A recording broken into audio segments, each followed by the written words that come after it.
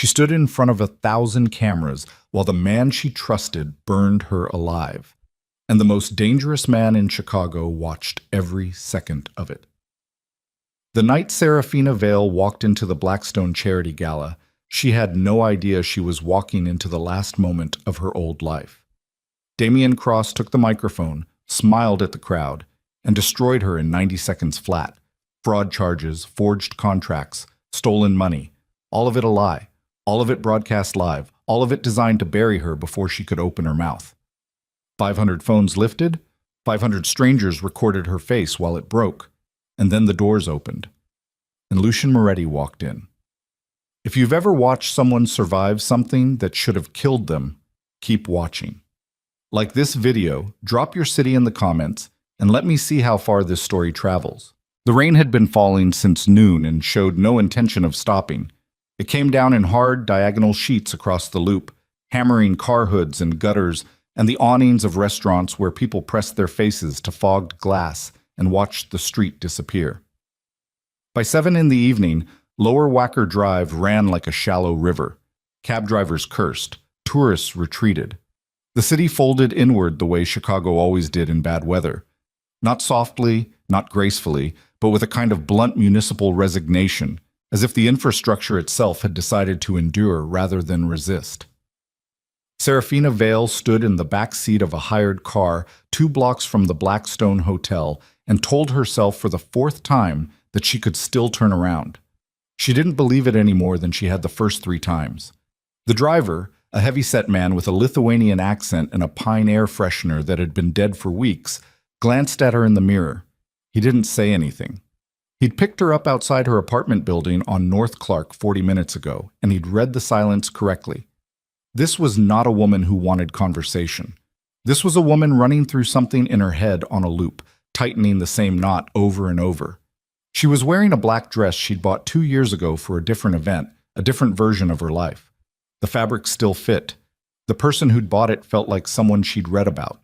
Her hair was up because she'd spent 20 minutes trying to wear it down and finally accepted that her hands were shaking too badly to make it work.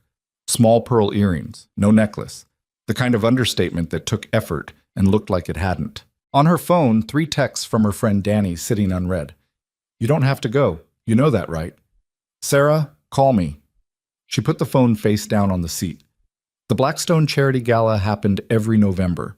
It was old money dressed up as philanthropy. A ballroom full of people who wrote checks large enough to name hospital wings and small enough not to feel the loss, who air-kissed each other over crystal glasses and said, "We really must get together," while meaning nothing by it. Serafina had attended 4 times when she was with Damian, back when she had a title, an office, a future, back before he'd taken all 3 and handed her a reputation that made people cross the street. She had not been invited this year. She had invited herself. The driver eased to the curb. Through the rain-streaked window, she could see the hotel entrance. Valets in black raincoats, a red carpet going dark with wet, a clutch of photographers under umbrellas, camera flashes popping in the downpour like small, cold lightning.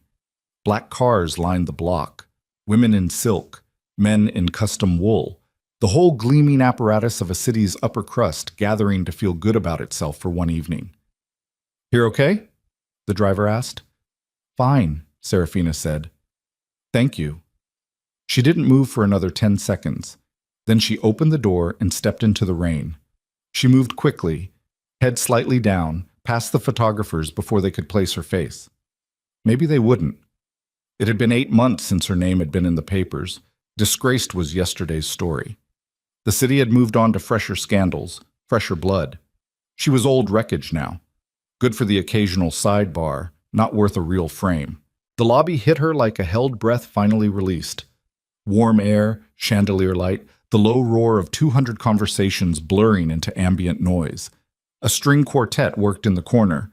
Waiters materialized and disappeared with practiced smoothness. She collected a glass of champagne she had no intention of drinking and stood at the edge of the crowd, scanning. She was there for one reason. Marcus Webb, Damian's chief financial officer, the man who'd signed off on every transaction that had been laid at her feet, the man who'd been in that conference room the night the internal audit documents got altered, the man who'd looked at her across the table and said, "I'm sorry, Serafina, The evidence is what it is while she watched her career catch fire. Marcus Webb was attending tonight. She'd confirmed it through a contact at the foundation board. He'd been drinking harder lately, running his mouth more. She needed 10 minutes alone with him, 2 specific questions answered, and something she could take to a lawyer. That was the plan.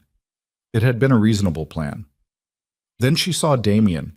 He was standing at the far end of the ballroom near the raised platform where the podium sat, and he was not alone. He was surrounded, as he always was, by the gravitational field of his own social confidence, men and women orbiting him, laughing at whatever he'd just said, refilling their glasses and leaning in. He wore a slate gray suit that had cost more than her monthly rent. His hair was shorter than she remembered.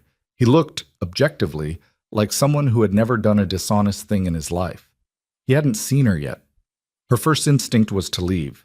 Her second instinct, the one that had kept her moving for 8 months through 3 failed legal consultations, and a deposition that went nowhere, and a defamation lawsuit dropped due to lack of funding. That instinct said, not yet. She turned away from Damien and worked the perimeter of the room slowly, looking for Marcus.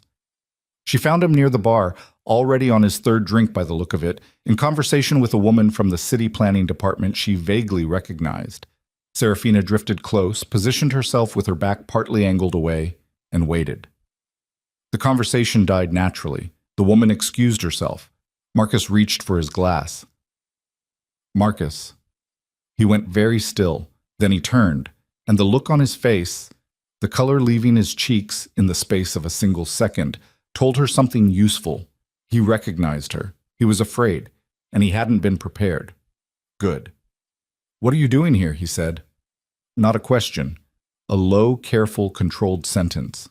Having a drink, she said. Same as you. You need to leave. I need about 8 minutes of your time. She kept her voice even, conversational, the way she'd practiced it in her bathroom mirror for 2 days. There are some questions about the Q3 transfers that I think you might want to answer before someone else starts asking them. His jaw moved. You have no idea what you're walking into. I have a pretty good idea of what I walked out of, she said. I want to talk about the Meridian account, the secondary routing. The dates don't line up with what was submitted to the auditors, Marcus. They don't line up at all. Something shifted behind his eyes. Not fear exactly, but the species of panic that lives adjacent to it. The recognition that the calculation you thought was settled has suddenly reopened. He looked past her shoulder. A quick, involuntary glance. She felt the cold before she understood why. Serafina, Damien's voice. She turned slowly. He was standing 6 feet away with a glass of red wine and an expression she recognized. The particular controlled pleasantness he wore when he was making a decision about someone. She'd seen it in board meetings. She'd seen it the night he'd told her the audit results and watched her face while he did it. I didn't know you were coming tonight, he said. I didn't know I needed to announce myself. The pleasantness didn't waver. That was the thing about Damien Cross that had taken her too long to understand. The smile and the cruelty weren't separate. They were the same thing wearing different clothes. You look well, he said. Don't. He tilted his head slightly, and she saw it. The decision being made, whatever he'd been calculating in the 5 seconds since he'd walked over, whatever he'd been holding in reserve for a moment that might look like this. Marcus had slipped away somewhere to her left. She registered that distantly. You know what I admire about you, Damien said, and now his voice carried a trace of something that was almost genuine, the tone of a man who had actually thought about this. You've never been able to let things go. It's a quality. He paused. It's also why you keep losing. I haven't lost anything yet. No? He glanced around the ballroom, easy, unhurried. You crashed a private gala you weren't invited to in order to corner a man who won't help you. You're still carrying whatever recording device you have in that clutch. Don't look surprised. I know how you think. And you have, by my count, 3 people in this room who would testify unfavorably about your mental state in the past year. He met her eyes. You're not here to win. You're here because losing slowly is the only thing you have left. Her chest was tight. Her hands were steady. She focused on keeping them steady. You laundered money through my accounts, she said quietly. You altered the audit documents. You used my access codes and you buried me when I got close to figuring it out. And somewhere, Damien, you made a mistake, a real one, because that's what men like you do. You get comfortable and you get sloppy and you leave something behind. He looked at her for a long moment. Then he raised his glass slightly. Not a toast, something smaller than that, an acknowledgement, and walked away. She stood there, breathing, not moving. The string quartet changed pieces. Somewhere across the room, someone laughed at something. Then she heard it, the subtle shift in crowd noise, the collective reorientation of attention that moves through a gathered group before anyone consciously registers why. Conversations dropping in volume, bodies turning. The specific silence of people watching someone important move through a room.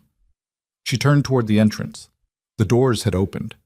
The two men who came in first were large and quiet and wore the specific blankness of people paid to watch everyone else in a room.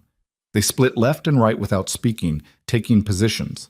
A third man came in behind them and stopped just inside the threshold, checking his watch.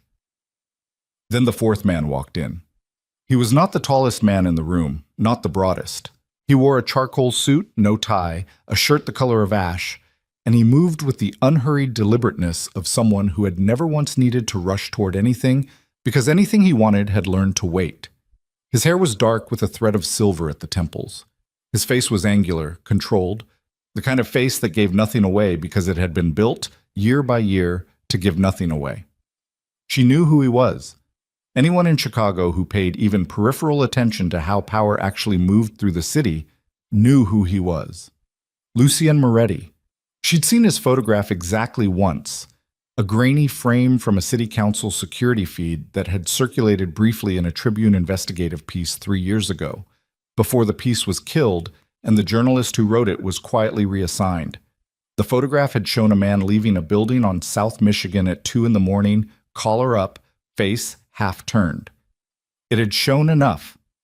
He stood just inside the ballroom entrance and his eyes moved across the room with the systematic patience of someone who was looking for something specific. Not performing. Not socializing. Looking. His gaze swept left, then right. Then it landed on her and stopped. She had the sudden, disorienting sensation of being identified. Not recognized. She was confident they'd never met, but identified, the way a sniper identifies a target, the way a diagnostician identifies a fracture in an X-ray. With precision and without sentiment. He held her gaze for 3 full seconds. Then he started walking toward her. Around her the crowd parted.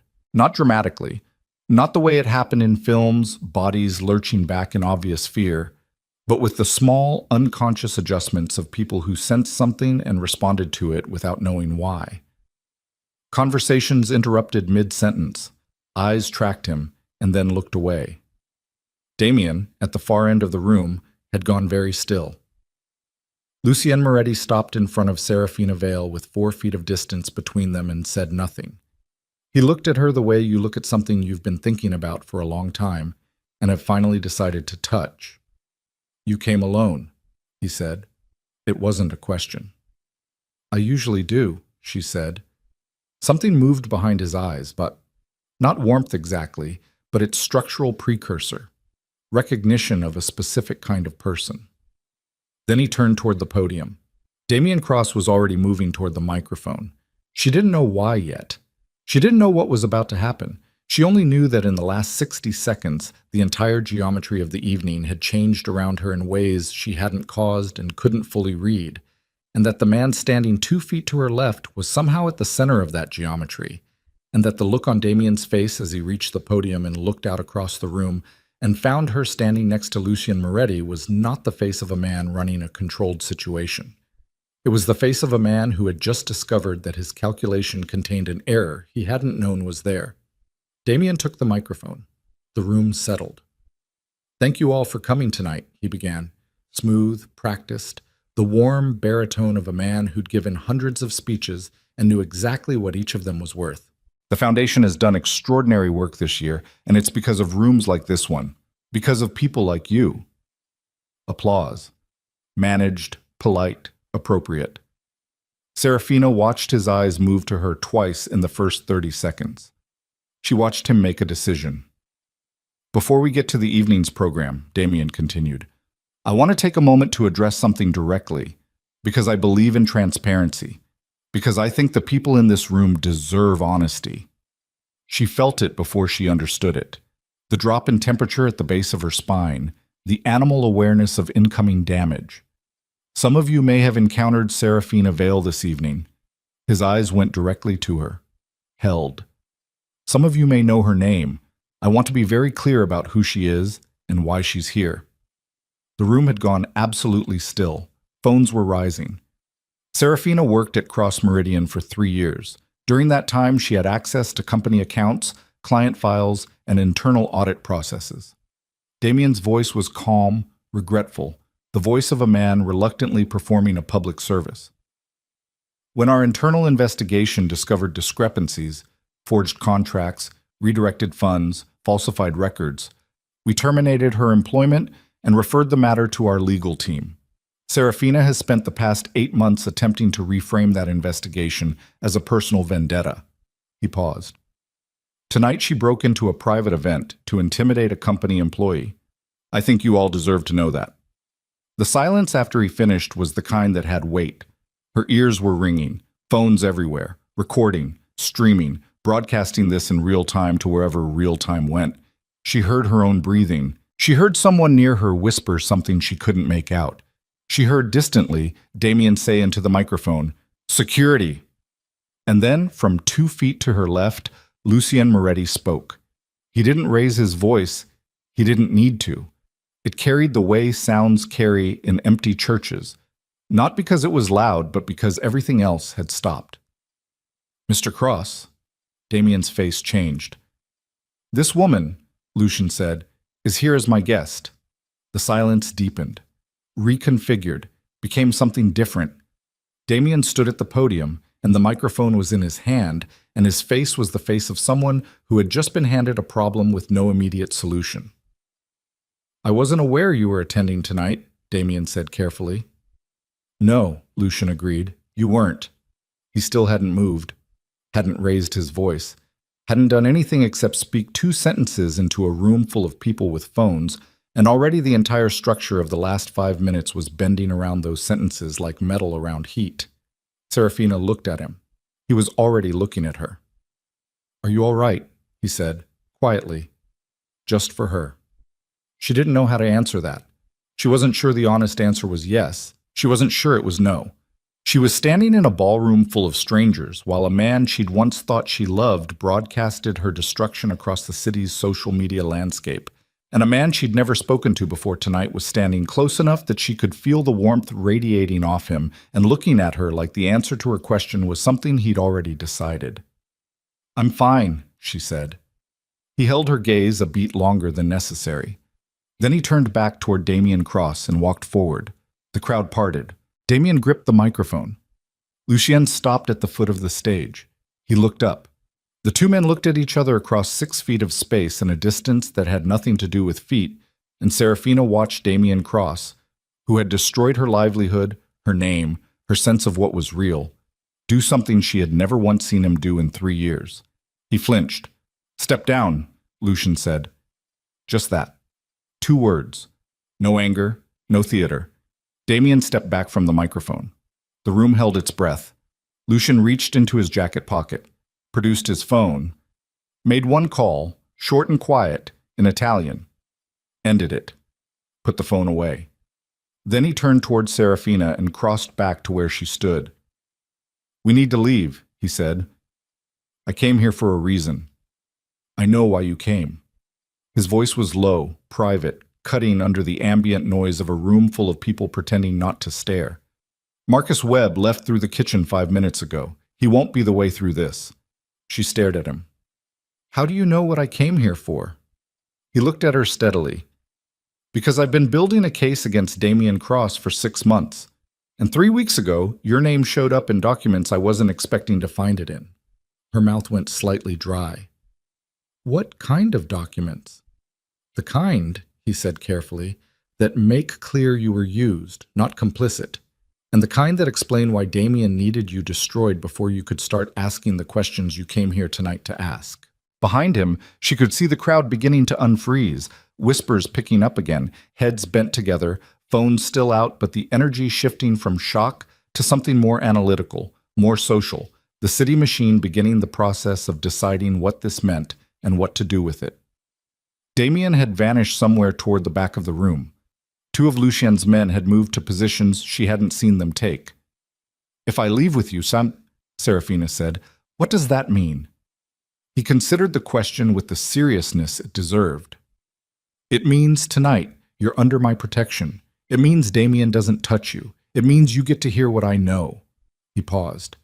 "What it means after that depends on what you decide." She looked at him. This man she didn't know, whose name was attached to things she didn't want to know about, who had walked into a room and changed its physics by existing in it, who was looking at her right now like she was the only specific thing in an otherwise general world. "You don't know me," she said. "No," he agreed. "So why?" Something moved across his face. Not quite an expression, the shadow of one. "Because I've been watching Damien Cross conduct business for 6 months," he said.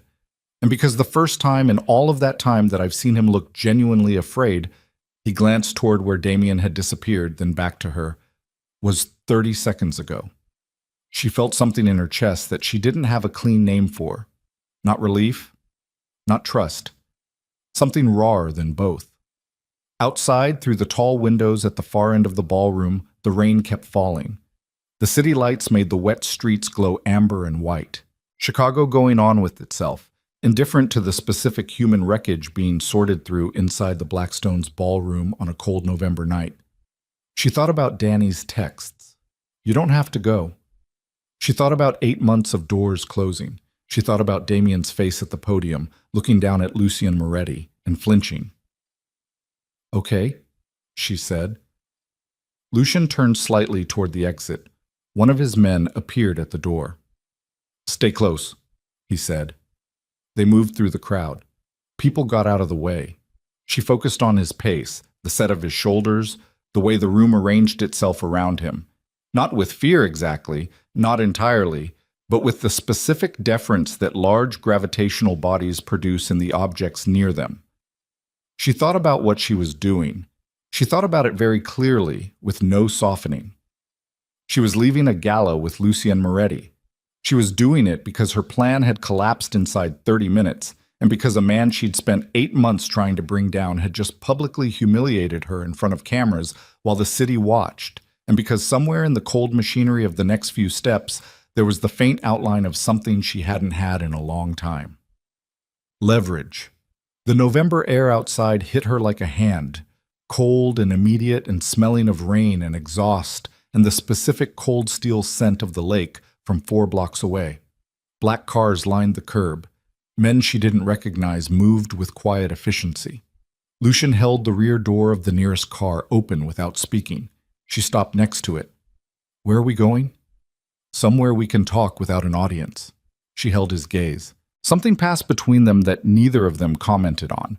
The recognition, clean and uneasy, that the next decision would close certain doors and open others, that whatever came after this moment would not be reversible in the way the evening up to this point had been. She got in the car. The door closed behind her. A second later, Lucien came around and got in on the other side, and the driver pulled into traffic without being told, and Chicago slid past the rain-streaked windows in amber fragments. Streetlights, storefronts, a parking garage, a man with an umbrella, the dark gap where the river ran beneath the bridge, and then the highway. She looked straight ahead. She felt Lucien's eyes on the side of her face. She didn't turn. "You said 3 weeks ago my name showed up in documents," she said. "What documents?" "A beat. The ones Damien has been using to protect himself." "Protect himself from what?" The silence that followed was half a second too long. Not evasive, weighted. Like a sentence where the speaker is choosing the word that costs the least. "From me," Lucien said, "and from the people I'm going to have to tell you about." She turned then. He was looking forward, jaw slightly set, the city lights catching the planes of his face in intervals as they passed beneath the highway lamps. "How bad is it?" she said. He didn't answer for 5 full seconds. Bad enough, he said finally, that you're going to wish you'd stayed in the hotel. The car kept moving through the rain-soaked Chicago night, and behind them, in the glittering ballroom they'd left behind, Damian Cross was already on his phone, and whatever he was saying, whoever he was calling, the specific controlled pleasantness had left his face entirely, and what was there in its place was something older and uglier and much more honest. The car rode in silence for 11 minutes. Serafina knew because she watched the clock on the dashboard. Not because she was anxious about the time, but because she needed something concrete to focus on while she processed the fact that she was sitting in the back of an armored SUV next to a man whose name appeared in federal reports as a footnote and in street-level conversation as a warning. Lucien didn't fill the silence. He sat with one arm resting against the door, watching the city pass, and the stillness in him was not the stillness of a man who was uncomfortable with quiet. It was the stillness of a man who had learned long ago that silence was a form of information and that the people around him invariably said more interesting things when they were waiting for him to speak first. She wasn't going to do that. She looked at her hands in her lap. Steady now, finally. The shaking had stopped somewhere between the hotel exit and the highway ramp. She'd needed the anger to do it. Had found it in the memory of Damian's voice at the microphone, smooth and ruinous, and had held on to it the way you hold on to a railing on a ship deck when the water gets bad. Anger was structural. Anger kept you upright. The car pulled off the highway at an exit she didn't immediately recognize. Not downtown, not the Gold Coast, somewhere north and slightly west. The neighborhood's getting quieter and more deliberate around them. Industrial architecture giving way to something more residential and private. Gated driveways. Security cameras on stone pillars. The specific geography of people who had decided that distance from other people was a purchasable commodity. The SUV stopped at a gate. A man materialized, spoke briefly with the driver, and the gate opened. The building at the end of the drive was not what she'd expected. She hadn't been sure what she expected. Something ostentatious, maybe. The visual language of a man who needed to broadcast his power in the architecture of where he slept. Instead, it was a converted warehouse structure, 3 stories, dark brick, the industrial bones still present but rebuilt from the inside out, with evident money and evident taste. The kind of place that looked like nothing from the street, and like everything once you were past the threshold. 2 men were waiting by the entrance. They fell in behind as Lucien led her inside without ceremony, through a lobby that was barely a lobby, concrete floors, low lighting, a single security desk occupied by a man reading something on a tablet who didn't look up. The elevator was private. It required a key card and a 6-digit code. She watched Lucien's fingers on the panel and thought about the particular intimacy of watching someone enter a code they use every day. The absent speed of it, the way the body holds numbers differently than the mind does. The penthouse opened directly from the elevator into a wide, low-ceilinged space that ran the full width of the building. Chicago spread out through floor-to-ceiling windows on the north face. The lake visible beyond the grid of lit streets, black and depthless, the skyline behind her reflected faintly in the glass. The furniture was minimal, dark leather and steel, a long dining table that looked like it was used for work more than meals, bookshelves built into the far wall with the disordered, functional arrangement of books that are actually read. No art on the walls except one, a large canvas above the fireplace, abstract, all deep gray and fractured black, the kind of painting that looked violent if you stared at it and like architecture if you didn't. A woman appeared from a side room, mid-50s, efficient-looking, and set 2 glasses of water on the table without being asked. "Thank you, Elena," Lucien said. The woman left. Serafina stood near the windows. She didn't sit down. She didn't want to sit down yet. Sitting felt like a concession she hadn't decided to make. Lucien removed his jacket and draped it over a chair, rolled his left cuff once, then his right. She noticed the scar along the outside of his right forearm. Old, pale, a thick diagonal line that had healed badly or hadn't been treated at all. He moved to a cabinet near the kitchen and returned with a bottle of whiskey and 2 clean glasses. He set them on the table.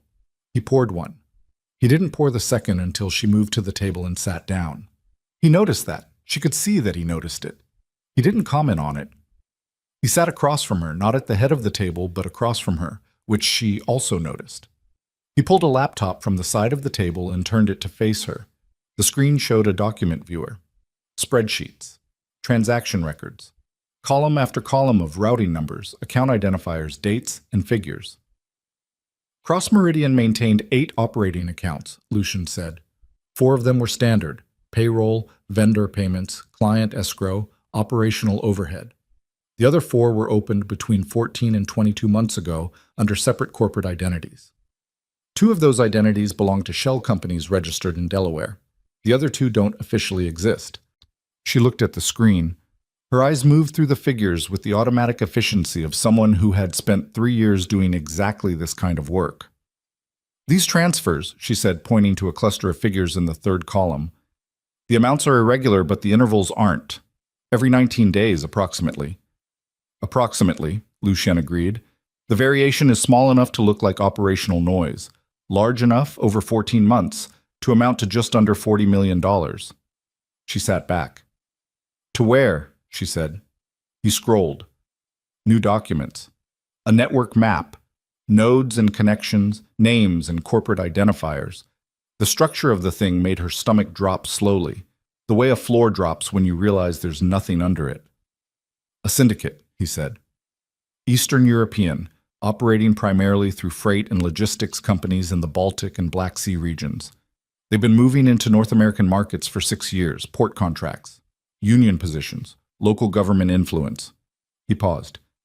They identified Cross Meridian 18 months ago as a viable infiltration point. Damien made a deal. What kind of deal? The kind where you take the money and the protection, and you give them access. Infrastructure, routes, political contacts.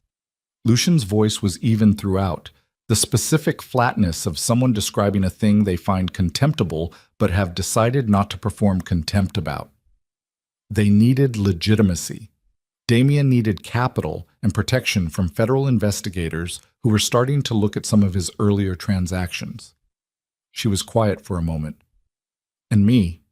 Lucien met her eyes. You ran the secondary audit process. You had access to all 8 accounts. 14 months ago, you flagged an anomaly in the transfer intervals. You reported it internally. He waited. Do you remember that? She remembered it. She remembered it the way you remember the moment you reached for something and felt it not be there. The specific disorientation of a gap where solid ground was supposed to be. She'd flagged the anomaly to Marcus Webb, sent an internal memo. Marcus had responded within the hour. Looked into it. Nothing unusual, operational variance. She could close the review. She'd closed the review. He buried it immediately, she said. Within 2 hours, Lucien confirmed. And Damien was informed within 4. That was the moment you became a liability. He turned the laptop slightly. They spent the next 2 months building the case against you, altering records, inserting your access credentials into transactions you didn't make. By the time the formal investigation was opened, the paper trail was complete. She looked at the screen, at the documents, at the evidence of how precisely and thoroughly and cold-bloodedly she had been constructed as a criminal by the people she'd worked for, trusted, in one case, loved. You have all of this, she said. Most of it. Not all. Why haven't you used it? He was quiet for a moment. In the quiet, she heard the building. The low, mechanical hum of a climate system, something distant and structural. The city outside reduced to near silence by the glass. Because destroying Damien Cross is not the primary objective, he said. The syndicate is. Damien is a mechanism, one mechanism among several. If I move against him directly, the network closes around the loss and rebuilds through different channels within 90 days, he paused. I need the financial architecture, the complete routing map. There are documents that Damien holds in a secure server, not the company system, a private one, that would give me the full picture. She understood where this was going before he said it. And you think I can get to those documents? I think you know the access protocols, he said. I think Damien's system was built on the operational framework you designed for Cross Meridian's secondary archive. I think there's a way in that he hasn't closed, because closing it would require admitting it exists to someone he trusts enough to task with closing it, and Damien Cross doesn't trust anyone that much. She looked at him across the table. "You've been working toward this for 6 months," she said. "You've built a partial case. You have resources, contacts, leverage." She held his gaze. "Why do you need me?" Something shifted in his face, not discomfort, the absence of the control he'd been maintaining. "Because the access path requires biometric verification," he said. "Fingerprint and voice. Damien built it that way after you left. He used your credentials as the template." A pause. "He built his most secure system on your architecture, which means the only voice that matches the verification profile is yours." The silence that followed was the kind that changes the shape of a room. She thought about what she was being asked, not in abstract, concretely, procedurally, with the part of her mind that had always been good at seeing the actual steps inside a proposed sequence of events. She thought about what it meant to be the person Damien had framed, sitting across from the person Damien feared, being told that the instrument of her own destruction had been built in her own image. The thing that rose in her chest then was not righteous. It was not clean. It was the thing that 8 months of losing had deposited in the place where her professional pride had been. Dense, dark, and entirely without patience for the distinctions between justice and destruction. "If I help you get those documents," she said, "what happens to me? The evidence exonerating you is already complete. I can have it in the hands of an attorney and 2 federal investigators by morning." "That's not what I asked." He held her gaze. "I don't know yet," he said. "That's the honest answer." She almost respected him for that. Almost. She looked at the whiskey glass she hadn't touched yet, looked at the rain-blurred city beyond the glass. Thought about Damien at the podium, smooth and devastating, while the phones went up. Thought about the 8 months, the deposition. The lawyer who'd looked at her across his desk and said, with genuine but useless sympathy, "The evidence they have is very thorough." She picked up the glass and drank. It was good whiskey. Of course it was. "I want access to everything you have," she said. "Not summaries, everything." "Agreed. And I want to be present when the exoneration materials go to the investigators. Not a proxy. Me." "Agreed. And if at any point your plan requires me to disappear from this city for my own protection," she put the glass down carefully, "that's a conversation we have first, not an order." His jaw tightened slightly. Something moved through his eyes. Not anger, but its close cousin, the reaction of a man who was used to his decisions being arrangements he presented rather than options he negotiated. "Agreed," he said, after a beat that was just long enough to register. She nodded. Then the phone on the table buzzed. Lucian glanced at it. His face didn't change, but something in his posture did. A subtle compression, the way a structure tightens when load is applied. He stood. "Excuse me." He moved to the far side of the room and spoke into the phone in a voice she couldn't hear at this distance. She watched his back, the set of it, the stillness that had arrived and replaced the controlled ease of the conversation. She watched his free hand, which was resting against the window glass with the fingers slightly spread, and which closed into a loose partial fist during whatever he was hearing, and then opened again. He came back to the table. He didn't sit. "There's a problem," he said. "What kind?" Damien moved faster than expected. He was already pulling on his jacket. "He's been in contact with the syndicate's North American coordinator in the last hour. That coordinator has people in this city." She felt the cold again. The same cold from the ballroom, the base of spine thing. And our exit from the gala was photographed, not by press." He looked at her directly. "They know you're with me." She stood. "How bad is that?" He held her gaze with the specific steadiness of a man who has decided on honesty. "It means Damien told them you're a problem. It means they've just been given a reason to agree with him." He moved toward the elevator. "We need to move you." "Move me where?" "Somewhere with better coverage." He pressed the key card to the panel. "My people are already repositioning." She was moving alongside him now, the decision made before she'd consciously registered making it, the body ahead of the mind the way it always was when the situation shifted from manageable to actual. "This is because I walked out of that gala with you," she said. Yes. So your protection is what created the threat. He looked at her in the elevator, flat, honest. Yes. She held his gaze. You could have told me that before you offered it. I could have, he said. I didn't because the threat existed before tonight, before I walked into that room. You just didn't know about it yet. The elevator began to descend. Damien told them you were getting close 8 weeks ago. They've been watching you. Tonight gave them a timeline. She processed that. 8 weeks.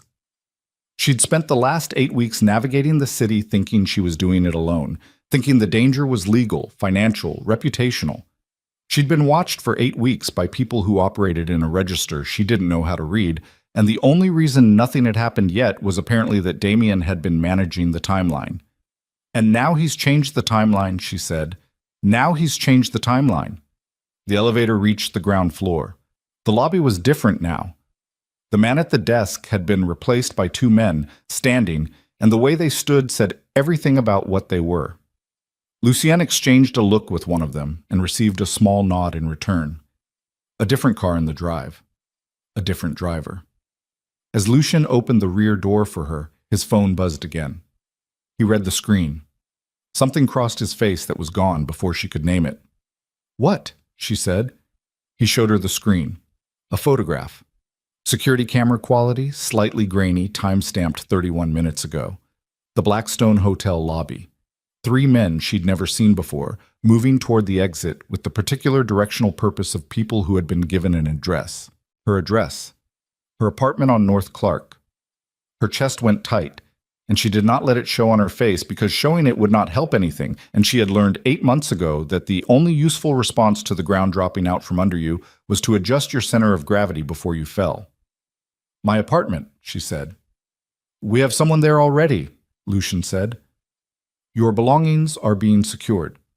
He put the phone away. You're not going back tonight. She got into the car. Lucien followed. The gate opened and they pulled out into the rain-wet street and the city closed around them. The amber-lit, ordinary city, the city of other people's evenings, people walking dogs and calling cabs and arguing lightly on corners over where to eat. She looked at her hands, still steady. She thought about her apartment, the particular comfortable disorder of it, the bookshelf she'd reorganized twice since being fired, the coffee maker that took exactly 7 minutes, the coat she'd left on the hook by the door when she'd picked the black dress instead. Small, accumulated, specific things. The material proof that she'd been living a life somewhere while the rest of her life was being systematically dismantled. Gone now. Not permanently, maybe, but tonight, gone. Lucien, she said. He looked at her. When you said Damien used my credentials as the biometric template for his secure server. She held his gaze. How did he get my biometric data after I was terminated? The question sat in the air between them. Lucien was quiet for 3 full seconds. That, he said carefully, is the question I haven't been able to answer. She looked at him. But you have a theory. He looked away. Back out the window, the jaw set again. I have a theory, he said. Yes, tell me. He turned back to her. The car moved through the rain-soaked grid of the city, heading somewhere she didn't know yet, toward a situation she hadn't chosen and couldn't reverse, and the man across from her had the expression of someone about to say a thing that would change the shape of what came next. The biometric profile was filed with Damien's system 7 months ago, he said. 1 month after your termination. He paused. 3 weeks before the internal investigation was formally opened. She waited. The person who filed it, he said, had access to your personnel records, your medical information, and your personal calendar during that window. His eyes were steady on hers. There are only 4 people who had that level of access after your termination. She felt it, the cold, moving up from the base of her spine now, settling in her chest, displacing something. Marcus Webb, she said. Damien, you're 2 investigators. Lucien shook his head once. Marcus, Damien, and 2 others. He held her gaze. One of whom you trust. The car went over a bridge. Below, the Chicago River ran black and flat in the rain, the lights of the city broken across its surface in long, fractured columns. She stared at him. "Who?" she said. He reached into his jacket, produced a folded photograph, set it on the seat between them. She looked down, and the ground dropped out from under her entirely. She picked up the photograph. It was a standard personnel headshot, the kind taken for company ID badges. Clean background, neutral expression, the subject caught in the specific flatness of someone who knew they were being photographed for a functional rather than personal purpose. She knew the photograph. She'd seen it a dozen times in the cross-meridian internal directory. Danny Reeves, her best friend for 6 years, her emergency contact, the person who'd sat with her on her apartment floor the night she'd been terminated, who'd brought food she didn't eat and said the right things and held her together through the first impossible weeks, the person who'd texted her tonight. "You don't have to go, you know that, right? Sarah, call me." She set the photograph down on the seat between them. She looked at it. She looked at it the way you look at something your eyes are reporting and your brain is refusing to process, the two systems running in parallel without connecting, the information present but not yet absorbed into anything operational. "No," she said. The word came out flat, not a protest, more like a correction of something factually wrong. Lucien didn't push. He sat with his hands loose in his lap and let her have the silence, and she registered distantly that this was a thing he was doing deliberately, that he understood what the photograph meant, what it cost, and had decided the decent thing was to give her room to receive it. She didn't want room. "Explain it to me," she said. "All of it." He reached across and retrieved the photograph, put it back in his jacket. "Danny Reeves has worked as a paralegal at Halloran and Cross for 4 years," he said. "The firm handles Cross Meridian's corporate legal work. She was placed there through a referral from Marcus Webb 18 months before you were terminated." Serafina heard that, placed it in sequence. "She was already working for Damien when we met." "She was already working in proximity to Damien's legal team," Lucy said. "Whether the relationship started as surveillance or became it later, I don't know yet. What I know is that in the 7 weeks after your termination, Danny Reeves accessed your personnel file 4 times using a temporary administrative credential issued by the firm's HR system. The credential was logged. The accesses were not flagged because the file had already been deactivated. She pulled my biometric data. She pulled your medical records, your fingerprint verification enrollment forms from the company security registration, and your voice print file from the IT security archive." He paused. "The voice print was recorded when you set up your senior level authentication 18 months ago. You would have read a standard verification phrase." She remembered it. She remembered sitting at her desk on a Tuesday morning, IT department call, reading a sentence into her phone's microphone for the security protocol. A sentence that had been chosen, she'd been told, because it covered the full phonemic range required for voice recognition software. She'd read it without thinking about it. It had taken 30 seconds, 18 months ago. "She gave all of it to Marcus," Serafina said. "Who gave it to Damien's technical team?"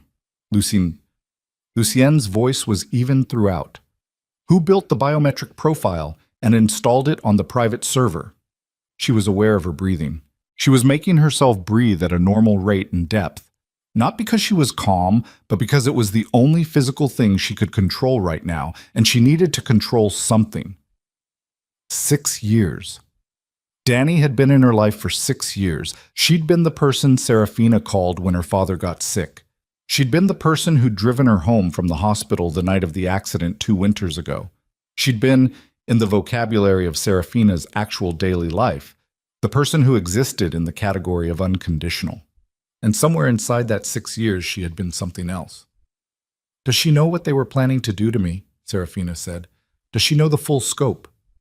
Lucien was quiet for a moment. "I don't know what she was told," he said. "I know what she did."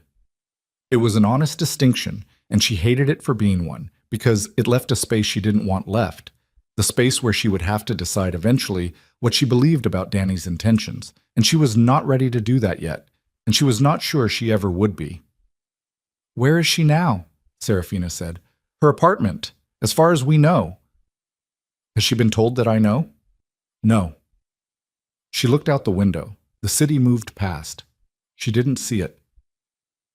Good, she said. Leave it that way. Lucian looked at her. For now, she added. The car turned. The neighborhood outside had changed. She didn't know this part of the city well. The streets narrower, less commercial, residential blocks with the quiet density of places that kept to themselves. Where are we going? She said. A secondary location. Secure. Your people? Yes. She nodded. Let it be. She spent the rest of the drive not thinking about Danny. That was a specific, deliberate effort, taking the thing and setting it aside in a compartment she could close and lock, not because it didn't matter, but because letting it matter right now would cost her something she couldn't spare. She'd learned this particular skill in the 8 months since her termination. Compartmentalization wasn't denial. It was triage.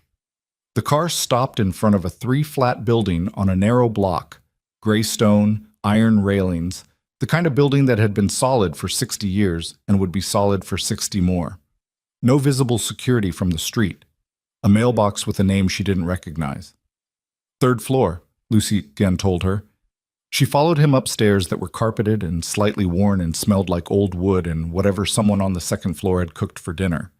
The apartment on the 3rd floor was not the penthouse. It was 2 rooms, clean, spare, with the functional anonymity of a place maintained for use rather than habitation. A couch, a table, a kitchen with provisions, a bedroom with a locked cabinet. The windows looked onto the street from behind frosted lower panes. A man was already there, 40, compact, dark eyes that moved to Serafina once, and then to Lucien with the steady patience of someone waiting for instruction. Vasile, Lucien said. She stays here tonight, whatever she needs. Vasile nodded. He didn't speak to her. He moved to the kitchen and produced coffee without being asked, which she noted. Lucien stayed for 40 minutes.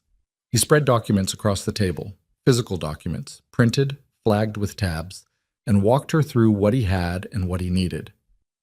The server Damien maintained was housed off-site, accessed remotely through a 2-stage authentication. The first stage was a password protocol his technical team had already cracked. The second stage was the biometric lock. Fingerprint and voice, both required in sequence, within a 30-second window. The voice verification uses a phrase, Serafina said.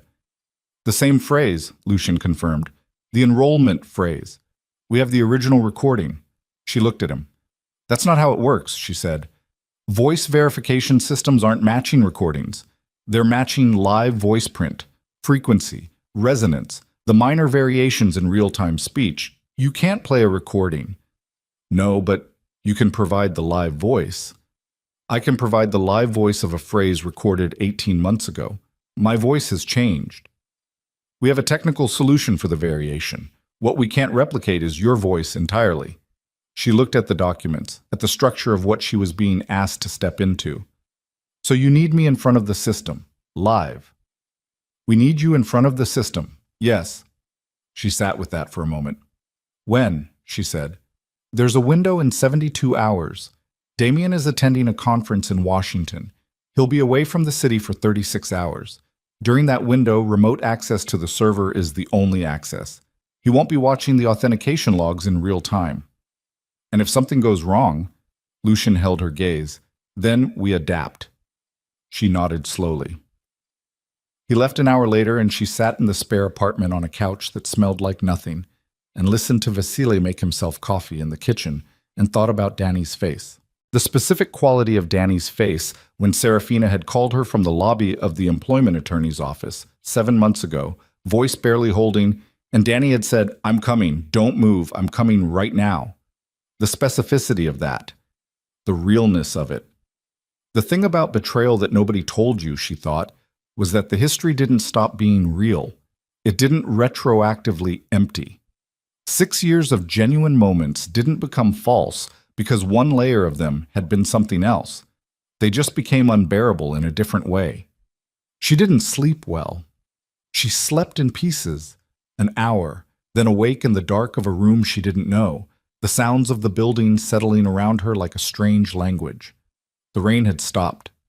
Somewhere after 3 in the morning, she heard a car alarm start and cut off and start again. And she lay in the dark and thought about the photograph and the enrollment phrase and the 30-second window, and the 72 hours. Morning came gray and cold through the frosted glass. Basile produced breakfast without being asked, eggs, toast, coffee, and she ate standing at the kitchen counter because she wasn't ready to feel settled, and he didn't comment on that.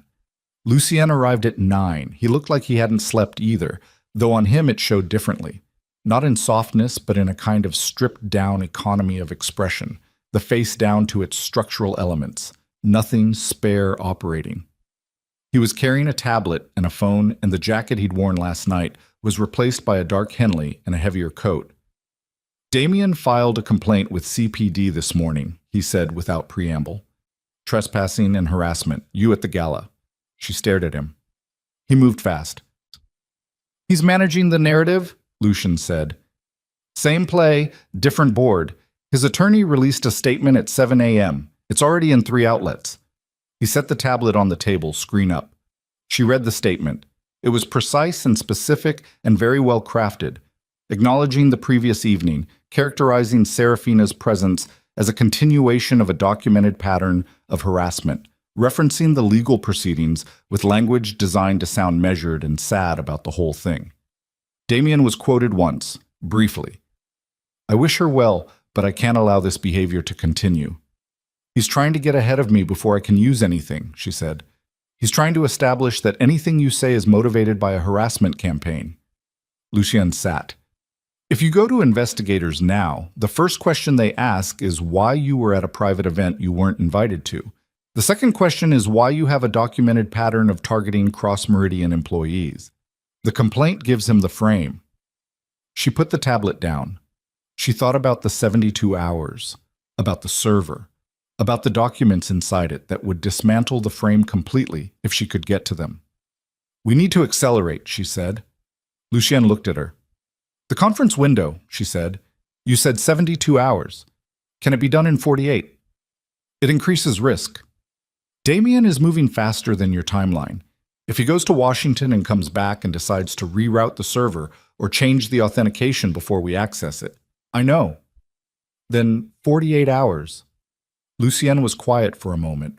He had the look of a man running calculations she couldn't see, the internal arithmetic of a situation with too many variables to reduce cleanly. I'll make some calls, he said. He went to the other room. She heard his voice, low and constant, shifting between English and what she thought was Italian, and something else she didn't recognize.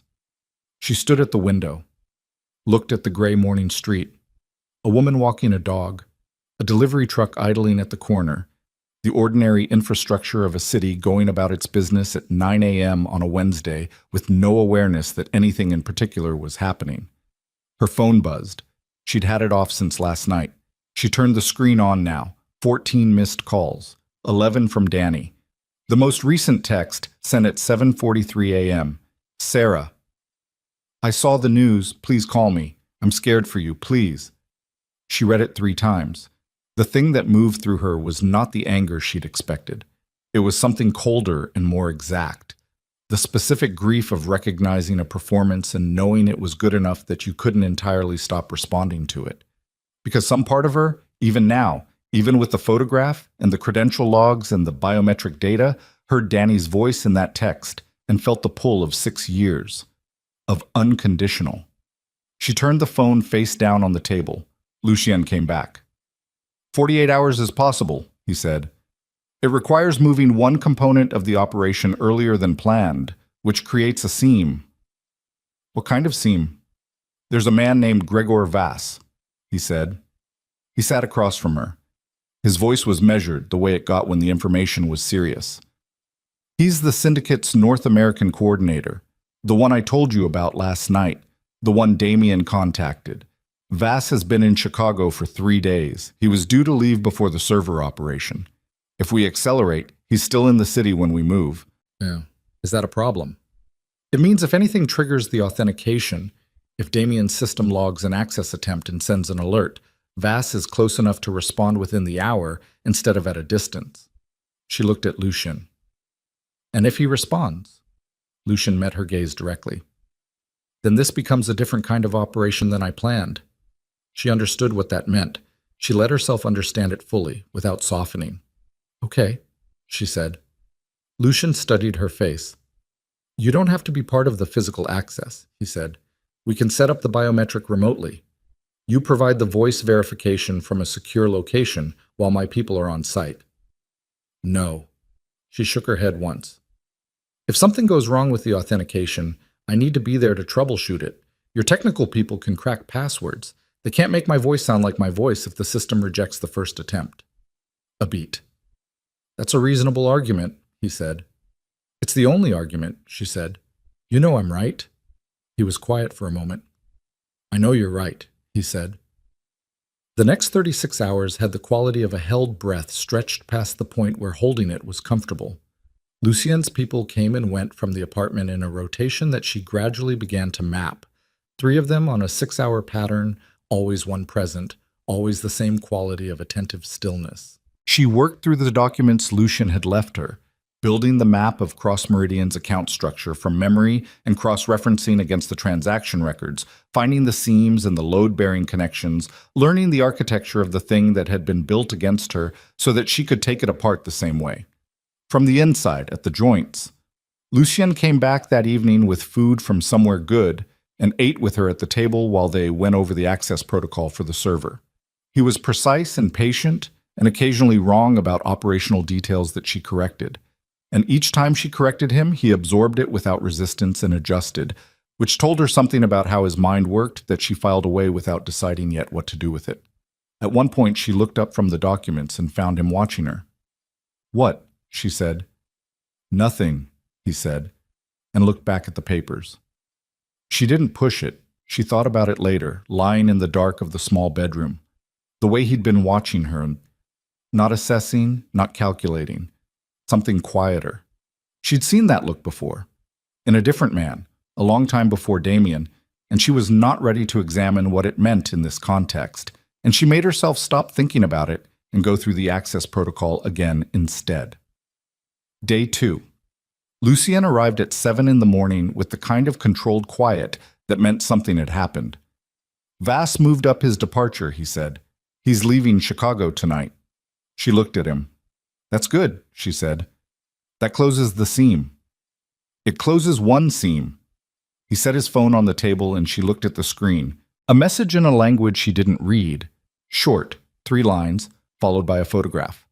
The photograph was of her apartment building, taken last night. They went back, she said. They went back, he confirmed. 2 men, different from the first group. They were inside for approximately 20 minutes before our person on the block called it in.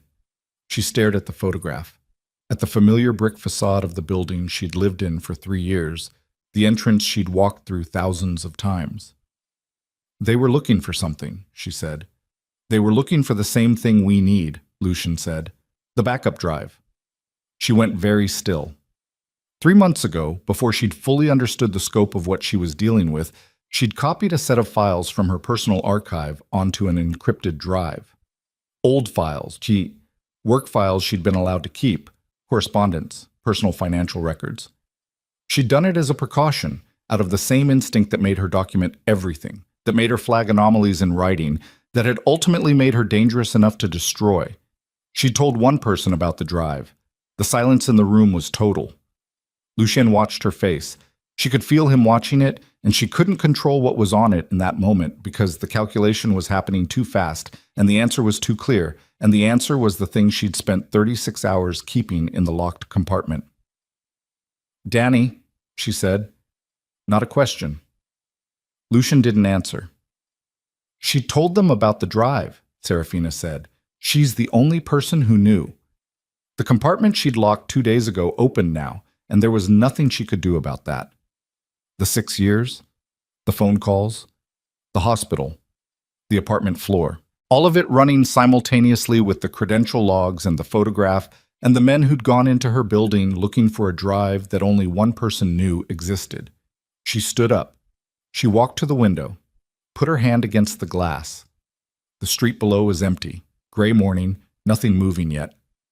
She didn't just pull my files, Serafina said. Her voice was coming out level, which surprised her.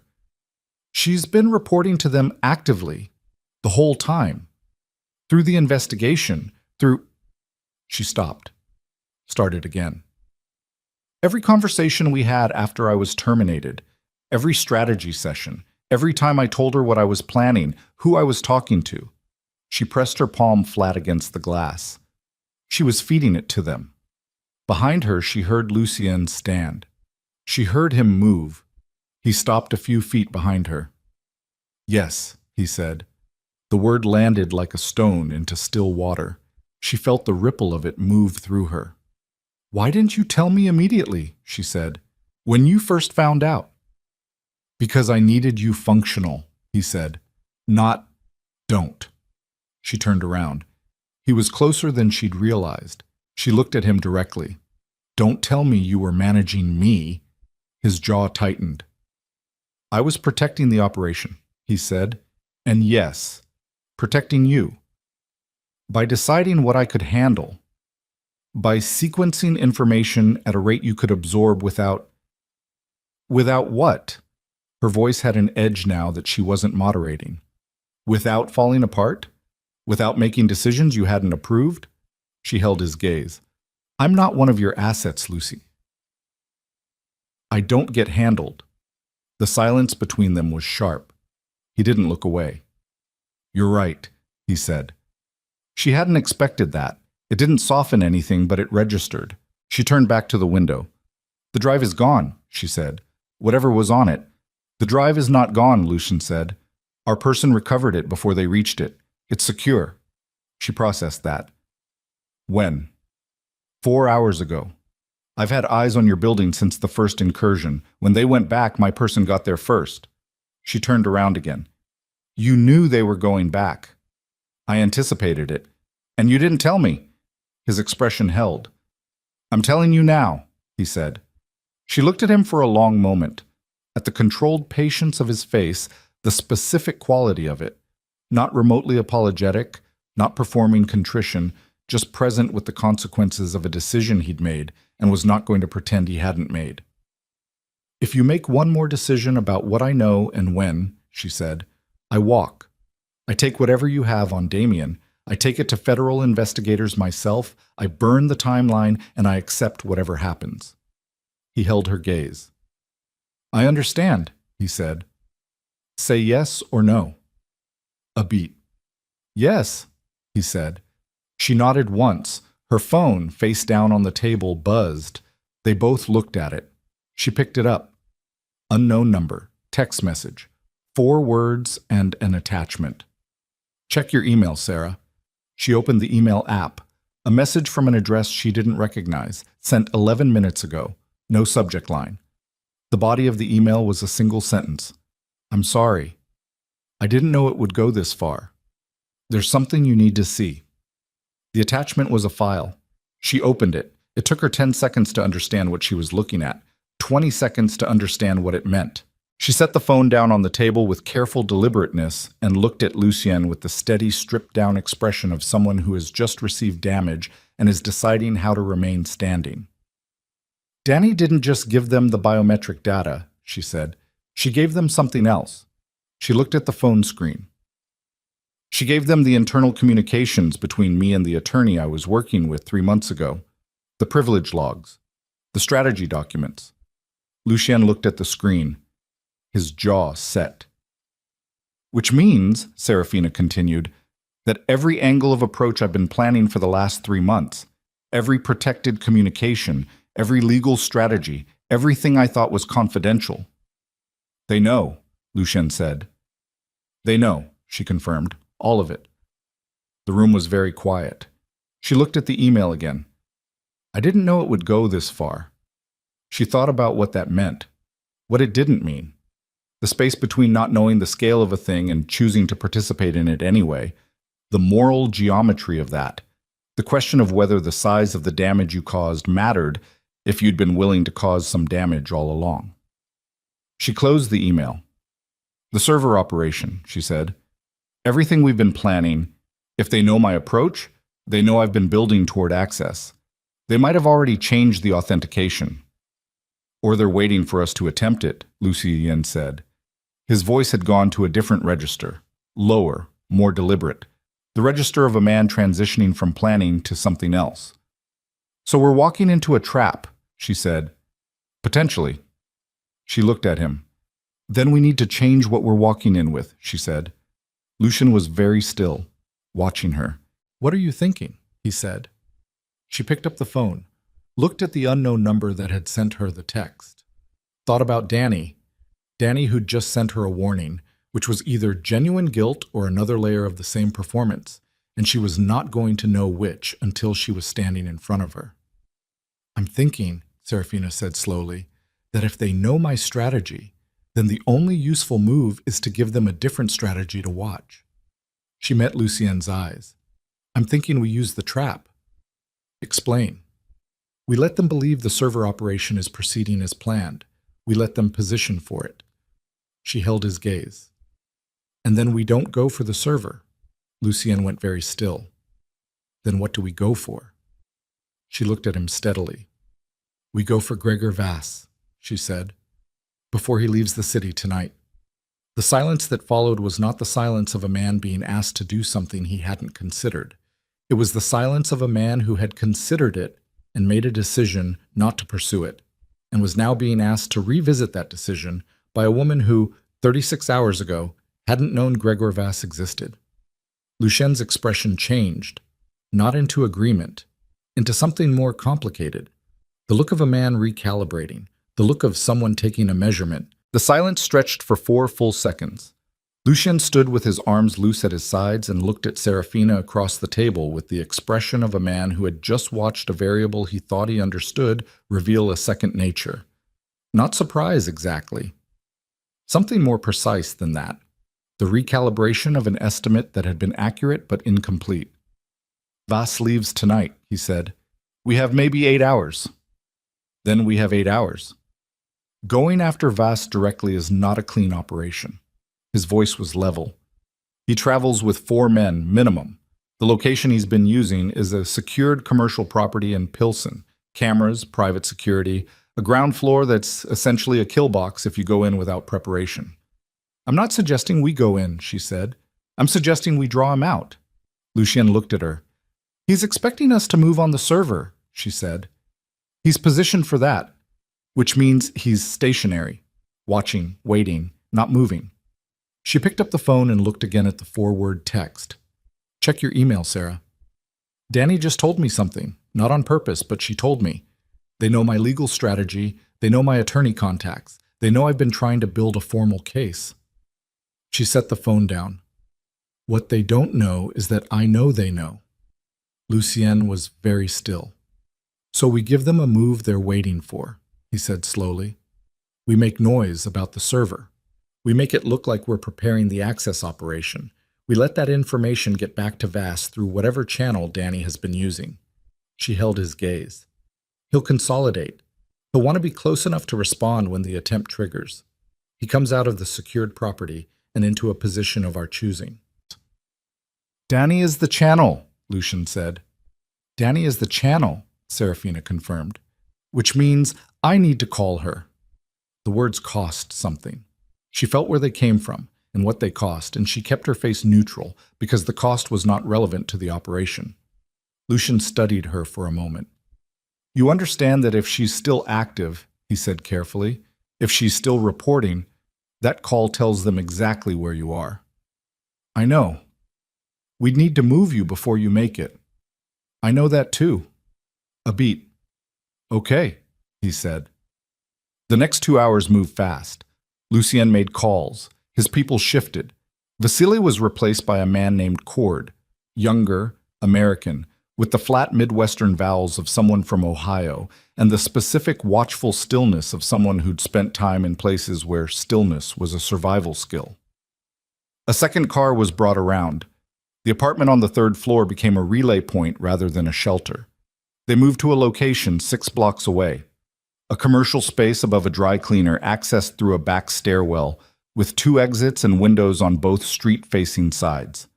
Lucien's technical person arrived 20 minutes after them, a woman in her 30s named Hessa, carrying a laptop bag and wearing the expression of someone who had been woken up at an inconvenient hour and had decided to be professional about it anyway. Hessa sat up at the table without being asked and began building a false trail. server access preparation traffic, the digital signature of a team positioning for an authentication operation, noise in the right channels, footprints pointing the wrong direction. It needs to look real, Serafina told her, not obviously staged. I know what it needs to look like, Hessa said, without looking up. Serafina found that she respected that. At 11:47 a.m., she picked up her phone and called Danny. It rang twice. Sarah? Danny's voice came through tight with something that sounded real. The specific pitch of controlled worry, the voice of someone trying to sound steady. Thank God. Are you okay? I'm okay, Serafina said, flat, even. I need to tell you something. A small pause. What happened? We're moving tonight, Serafina said. She kept her voice tired, slightly strung out. The voice of someone at the end of their resources who was telling a trusted person more than they should. I can't go into details, but there's a server, Damien's private server. We have access and we're going in tonight, and if it works... She let her voice crack slightly on the end of that, just slightly, controlled. It's over. All of it. Silence on the other end for 3 seconds. Sarah, Danny said carefully. Who is we? I can't say. Is this Moretti? Are you still with Moretti? Danny, I just needed to tell someone. She stopped, breathed. If something goes wrong tonight, the attorney's name is Caleb Marsh. He has copies of everything, okay? You remember that name. Caleb Marsh, Danny repeated, and the repetition was immediate and automatic, the reflex of someone whose role was to receive and transmit information. And Serafina heard it, and it confirmed the thing she already knew, and the confirmation was a small cold stone settling in her chest. I have to go, Serafina said. Sarah... She ended the call. She set the phone face down on the table. She kept her hand on it for a moment, palm flat. Then she removed her hand. Lucienne was watching from across the room. She looked at him. It's done, she said. He nodded once. She looked at the wall. How long? She said. Hessa's traffic will reach the right monitors in approximately 40 minutes, he said. If VAS responds to the combination of your call and the digital activity, we'd expect movement within 2 hours. And the position we're drawing him to. A logistics facility on the south side, near the canal. Damien's company runs freight coordination through it. Legitimate operations. VAS would recognize it as a plausible server location. It gives him a reason to approach that doesn't expose his hand. She nodded. You've used it before, she said. Once, he said. Different situation. She looked at him. How many times has something gone wrong on an operation like this? She said. He held her gaze. Define wrong, he said. She almost laughed. It came out of her without warning, but brief, humorless, real. He watched it happen with something in his face that wasn't quite a smile but was adjacent to one. Wrong enough that people got hurt, she said. He was quiet for a moment. Twice, he said. In situations where the timeline was compressed and the information was incomplete. And this situation has both of those qualities, he said. Yes. She appreciated the honesty enough not to respond to it. At 1:15 p.m., Hessa looked up from the laptop. Movement, she said. Lucian moved to the table, looked at the screen. Serafina stood. Voss's location, Lucian said. 2 vehicles just left the Pilsen property. Heading where? Hessa tracked it on screen. South, Canal Corridor. It had worked. The 2 hours that followed had the particular quality of time before something irreversible, each minute distinct and separate, the way time broke into individual units when the body understood that the aggregate was limited. Serafina ate half a sandwich because Cord put it in front of her, and she recognized the logic of it. She went over the layout of the logistics facility with Lucien, twice, then a third time, tracing the floor plan on a physical printout with her finger until she could close her eyes and walk it. She was not going to be passive in this. That was the decision she'd made somewhere in the night and fully committed to now. She was not going to be the person in the safe room while other people operated in the space that was hers to operate in. The evidence she needed, the specific documentation that exonerated her completely and built the federal case against Damien and the network. That documentation required her present, her voice, her specific knowledge of the operational architecture she'd built, and that Damien had corrupted. She was the only person in the city who understood it from the inside. She told Lucien this at 2:15 p.m. He looked at her for a long moment. "I'm not going to argue with you," he said. "Good. I'm going to give you a specific position and ask you to hold it. Not a passive position, a critical one." He pointed to the floor plan. "The server access terminal is here. If Vass's people try to destroy the hardware before we secure it, this is the point they'll move through. I need someone who can operate the access in real time and who understands the architecture well enough to move fast." She looked at the position on the floor plan. "That's not the safest location," she said. "No," he agreed. "It isn't." She looked at him. "Okay," she said. They left at 3:30 p.m. in 2 vehicles. Cord drove her car, Lucien in the passenger seat, 2 of his people in the rear. The second vehicle ran parallel 2 blocks over. The city moved past the windows in the gray November afternoon light, the south side in winter. The particular mix of industrial and residential that the city's geography produced down here, freight rail and flat-roofed commercial buildings, and churches with marquee signs and corner stores with steel security doors. She watched it go by and thought about the last time she'd driven this part of the city, a work day, 18 months ago. A supplier visit she'd taken because Damien had a conflict. Routine, unremarkable. The city looking exactly like itself, no foreshadowing. The logistics facility was a large building in a block of large buildings, the kind of commercial architecture designed for function and nothing else. High ceiling, wide bay doors, a loading dock running the south face. Lucien's people had been inside for an hour already. The building had been empty since 6 a.m. when the day crew left. Lucien's contact in the company's administrative structure had arranged a maintenance window. They entered through a side access. Interior. The familiar smell of freight facilities everywhere, diesel and cardboard, and the cold metal smell of concrete in winter. High metal shelving stacked with logistics equipment. Forklift parked near the south bay. The ceiling 30 feet overhead with industrial strip lighting, half of it currently off. Lucien's people were positioned in a pattern she couldn't fully map because they were good at not being visible. She clocked 2 near the north wall, 1 in the shelving, suspected more she couldn't see. The server terminal was in a glass-partitioned office at the facility's northeast corner. Real hardware, Damien's actual secondary system accessed through the facility's data infrastructure, routed here 6 months ago when Lucien's team had identified the connection. She'd been told this earlier. She walked to it now with purpose, sat down, examined the interface. The first authentication stage came up immediately, the password prompt. Hessa's work this morning had pre-positioned a credential that would open this door without triggering the outer alert. Serafina typed the sequence Hessa had given her. The system accepted it. The second stage loaded, the biometric panel. She looked at the voice prompt on screen. The enrollment phrase, waiting. She leaned toward the microphone, and the lights went out, full dark. The strip lighting cut completely, the ambient glow of the facility's emergency panels the only thing remaining. Low orange, barely functional, painting everything in the color of old rust. She heard Lucien's voice from somewhere left of her. Stay. Single word, completely controlled. Then she heard the bay door, the south bay door. The large freight entrance began to roll. The mechanical grind of it was loud in the sudden dark, and cold air pushed into the building from outside. And with the cold air came voices speaking in low, rapid bursts in a language she didn't know. They hadn't been drawn to the building. They'd been positioned outside it already. The realization landed in her chest like something physical, the understanding that the trap had not been reversed but doubled. That Vass hadn't come to the facility in response to the bait.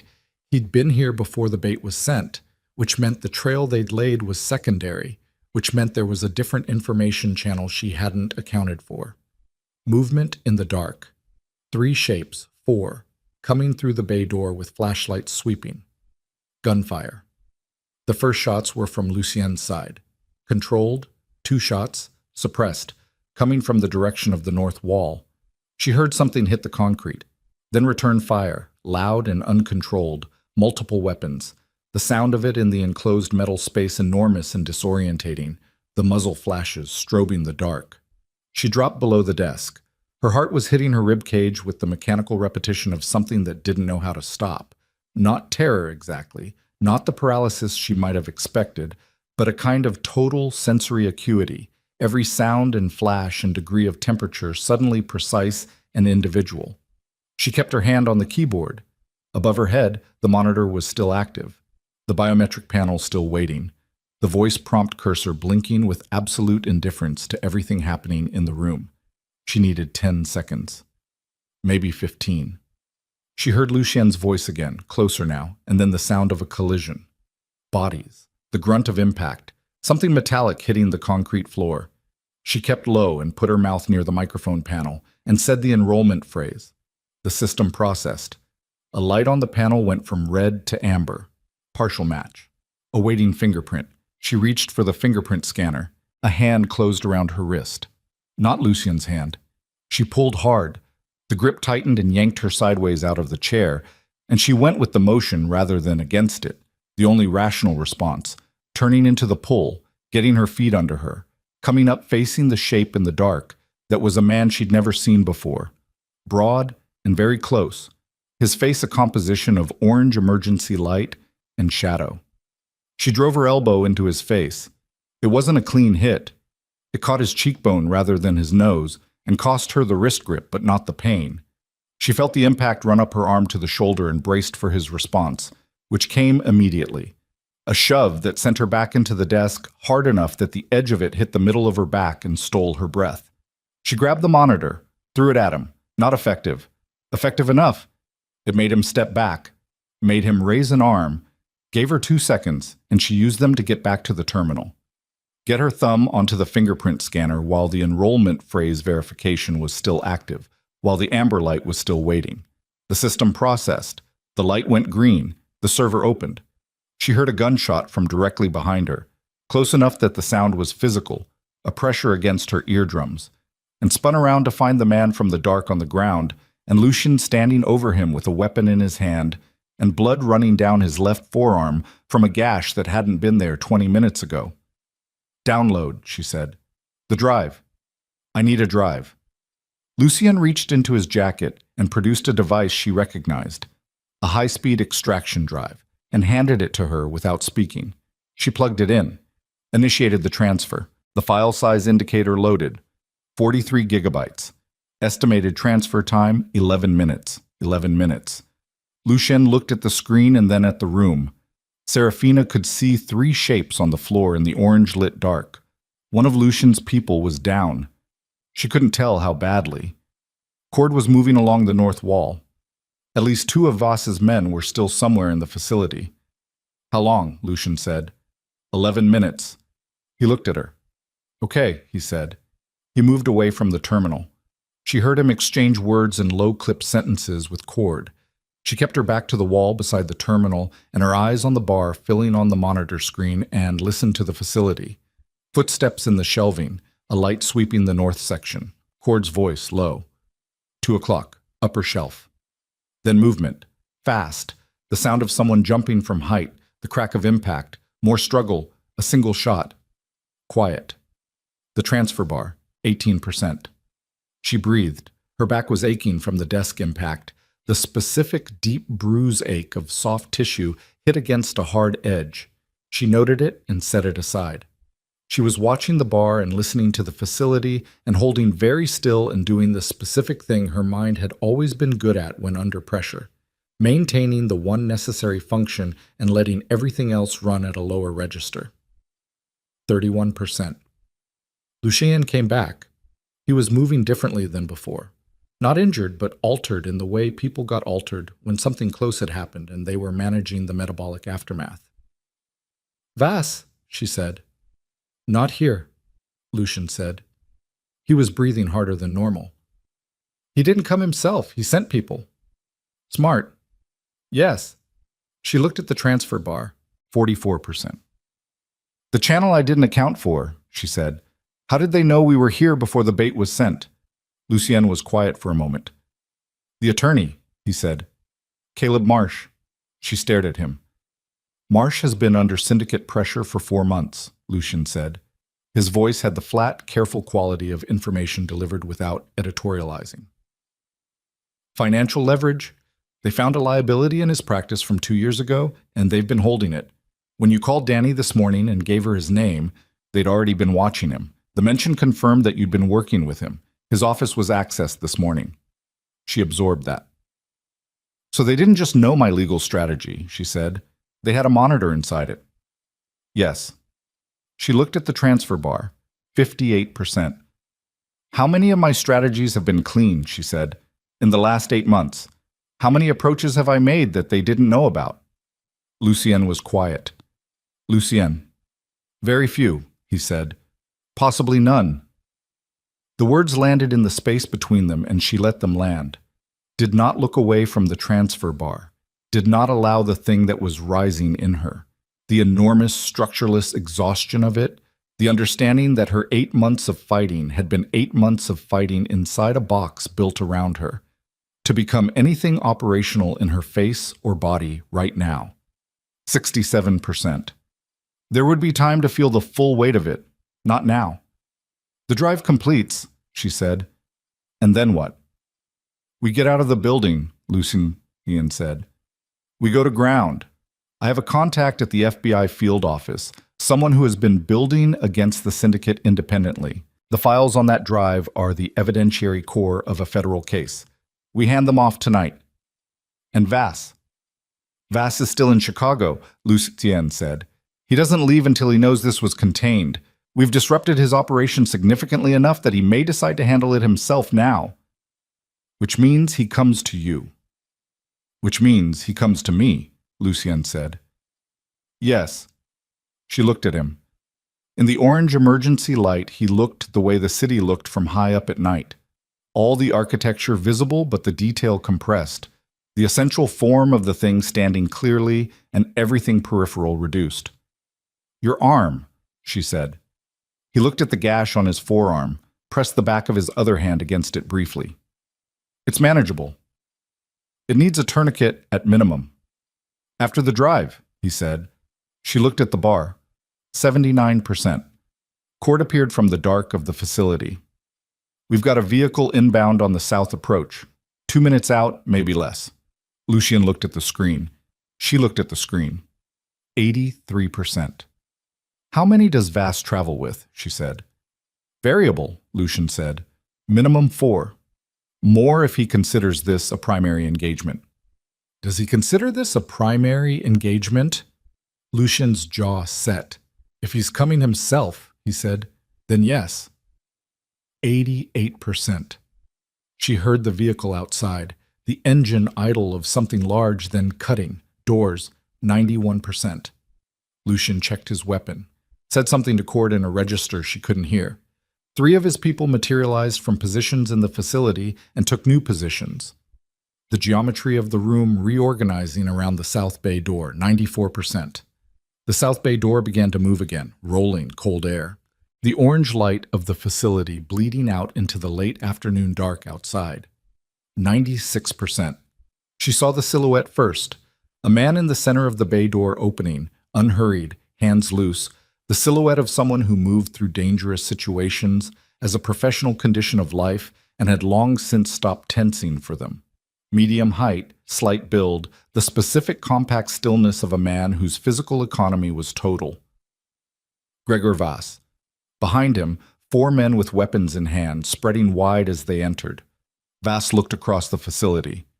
In the orange emergency light, his face was difficult to read, but she could see the direction of his attention. Moving over Lucien's positioned people, assessing the field, landing briefly on the glass partition and the active terminal inside it. Landing on her. He looked at her for 2 seconds. Then he looked at Lucien.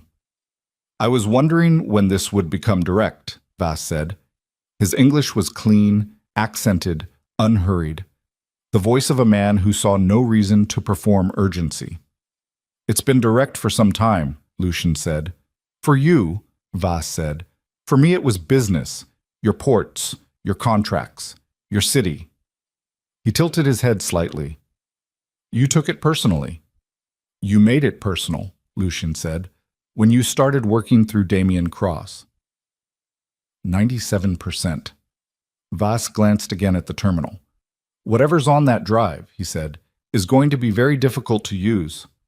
His voice remained conversational.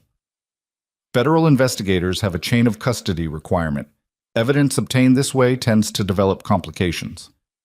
Evidence obtained by a law enforcement confidential informant doesn't, Lucien said, which is what the person currently downloading those files is classified as of approximately 6 hours ago.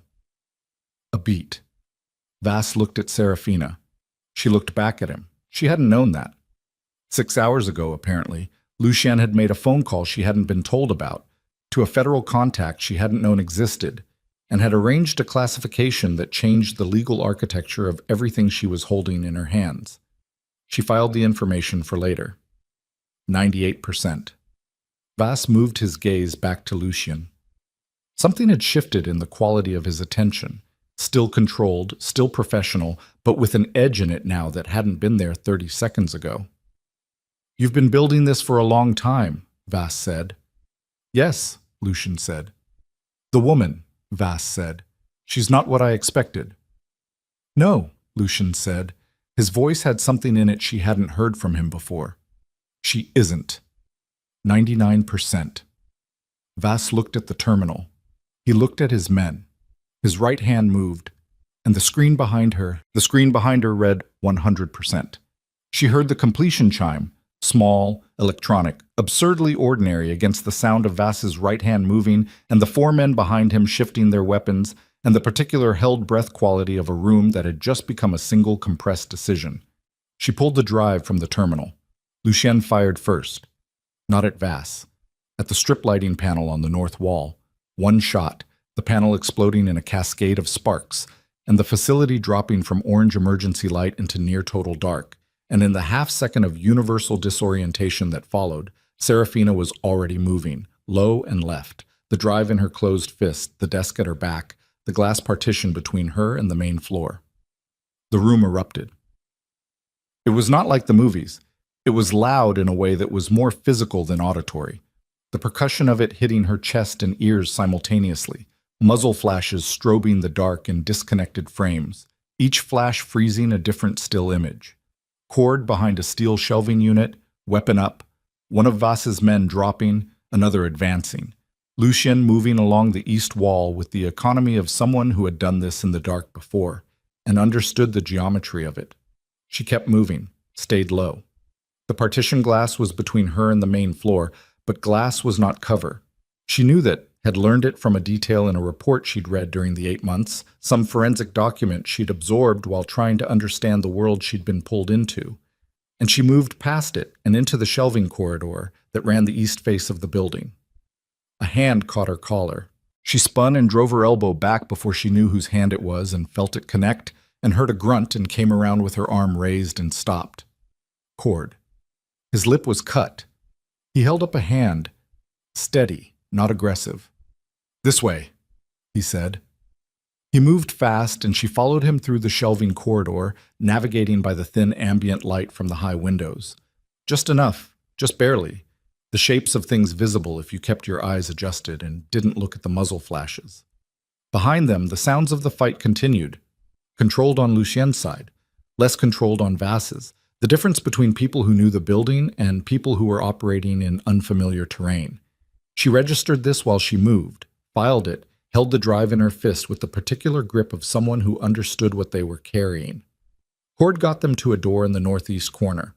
A personnel exit, alarmed, but Lucien's people had cut the alarm hours ago. He pushed through and cold air hit her face, and they came out into the narrow service lane that ran the facility's east side. The sky above them a dark gray bruise between the building edges, the city's ambient light diffusing through it.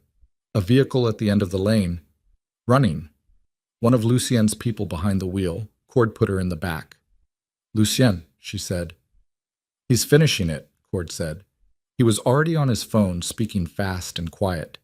She looked back at the building. The sounds from inside had changed. Fewer shots, more interval between them, the specific dying rhythm of a fight in its final exchange. She watched the personnel door. 40 seconds. 60. The door opened. Lucien came through it walking, not running, which told her something. He was holding his left arm slightly different than normal, not cradling it, not demonstrating injury, just a subtle mechanical compensation in the shoulder. The gash from earlier had been joined by something newer on the same arm, higher up, and his shirt on that side was dark. He scanned the lane in both directions before he moved toward the vehicle, and the scanning was automatic and professional and completely unhurried. He got into the front passenger seat. "Vas," she said. "Detained," he said. His voice was slightly compressed, the compression of someone managing pain at a low level, keeping it below the operational threshold. 2 of his men are mobile, 2 aren't. Cord's people are handling containment. Detained meaning he's alive and in a position to be handed to federal custody tonight. He looked at her over his shoulder, a single, direct look. "The drive." She held it up. He looked at it for a moment. Just looked at it, the small rectangular device in her hand, 43 gigabytes of the architecture of a conspiracy that had cost her a year of her life. Then he looked at her face, and there was something in his expression that she hadn't seen from him before. Something unguarded and slightly raw. "Good," he said. The vehicle moved. They drove north through the south side in the early evening dark, the city indifferent and ongoing around them, and Serafina sat in the back seat and let herself feel the full weight of her back where the desk had hit it, and the soreness in her elbow, and the specific hollowed-out feeling that came after sustained adrenaline, the body's invoice for what it had done in the last 4 hours, arriving now that the account was temporarily settled. She looked at the drive in her hand. She thought about the enrollment phrase she'd spoken into the terminal microphone, the sentence she'd read on a Tuesday morning 18 months ago for an IT security protocol while thinking about something else entirely. Her own voice, weaponized, turned back on itself, used against her as a lock, and then used by her as the key. There was something exact about that.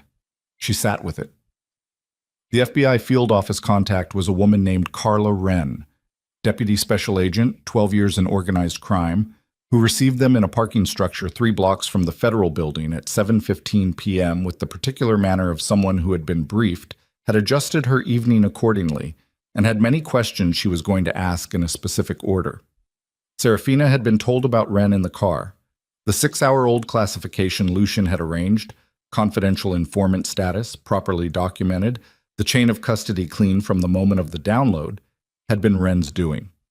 Lucien and Wren had been building toward this for 4 months, a parallel track she hadn't known about, running underneath the operation she'd been part of. She should have been angry about that. She found she didn't have the bandwidth for it. Not tonight. Wren was mid-40s, short hair, a face that had learned not to broadcast its reactions. She looked at Serafina for a long moment when they met. The professional assessment of someone cataloging a person they've been reading about in reports, and then she held out her hand. "Ms. Vale," she said. "Agent Wren," Serafina said. They shook hands. Wren looked at the drive. 43 gigabytes, Serafina said.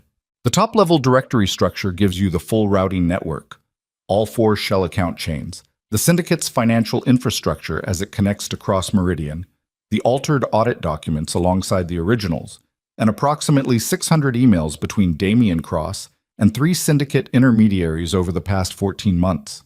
She paused. The emails are date-stamped and server-verified. He didn't bother encrypting the communications once he believed his exposure was managed.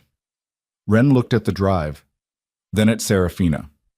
"You accessed this system yourself," Wren said. "I did. Using credentials you had legal standing to possess at the time they were created." "Correct," Wren nodded slowly. The professional satisfaction of someone watching a case architecture click into its correct configuration. "The biometric profile on the server," Wren said. "Your voice and fingerprint, enrolled without your knowledge or consent post-termination." "That's in there too," Serafina said. "The enrollment logs, the credential that accessed my personnel file, the access timestamps." She held Wren's gaze. "Danny Reeves, paralegal at Halloran and Cross." She pulled the data. Wren's expression didn't change.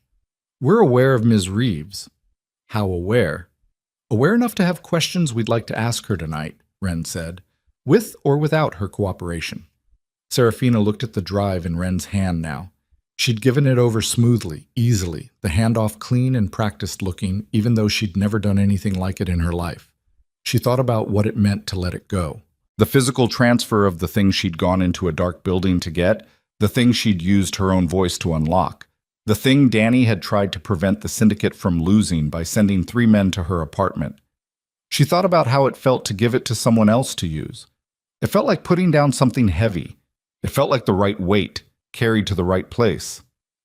"What happens to the exoneration documentation?" Serafina said.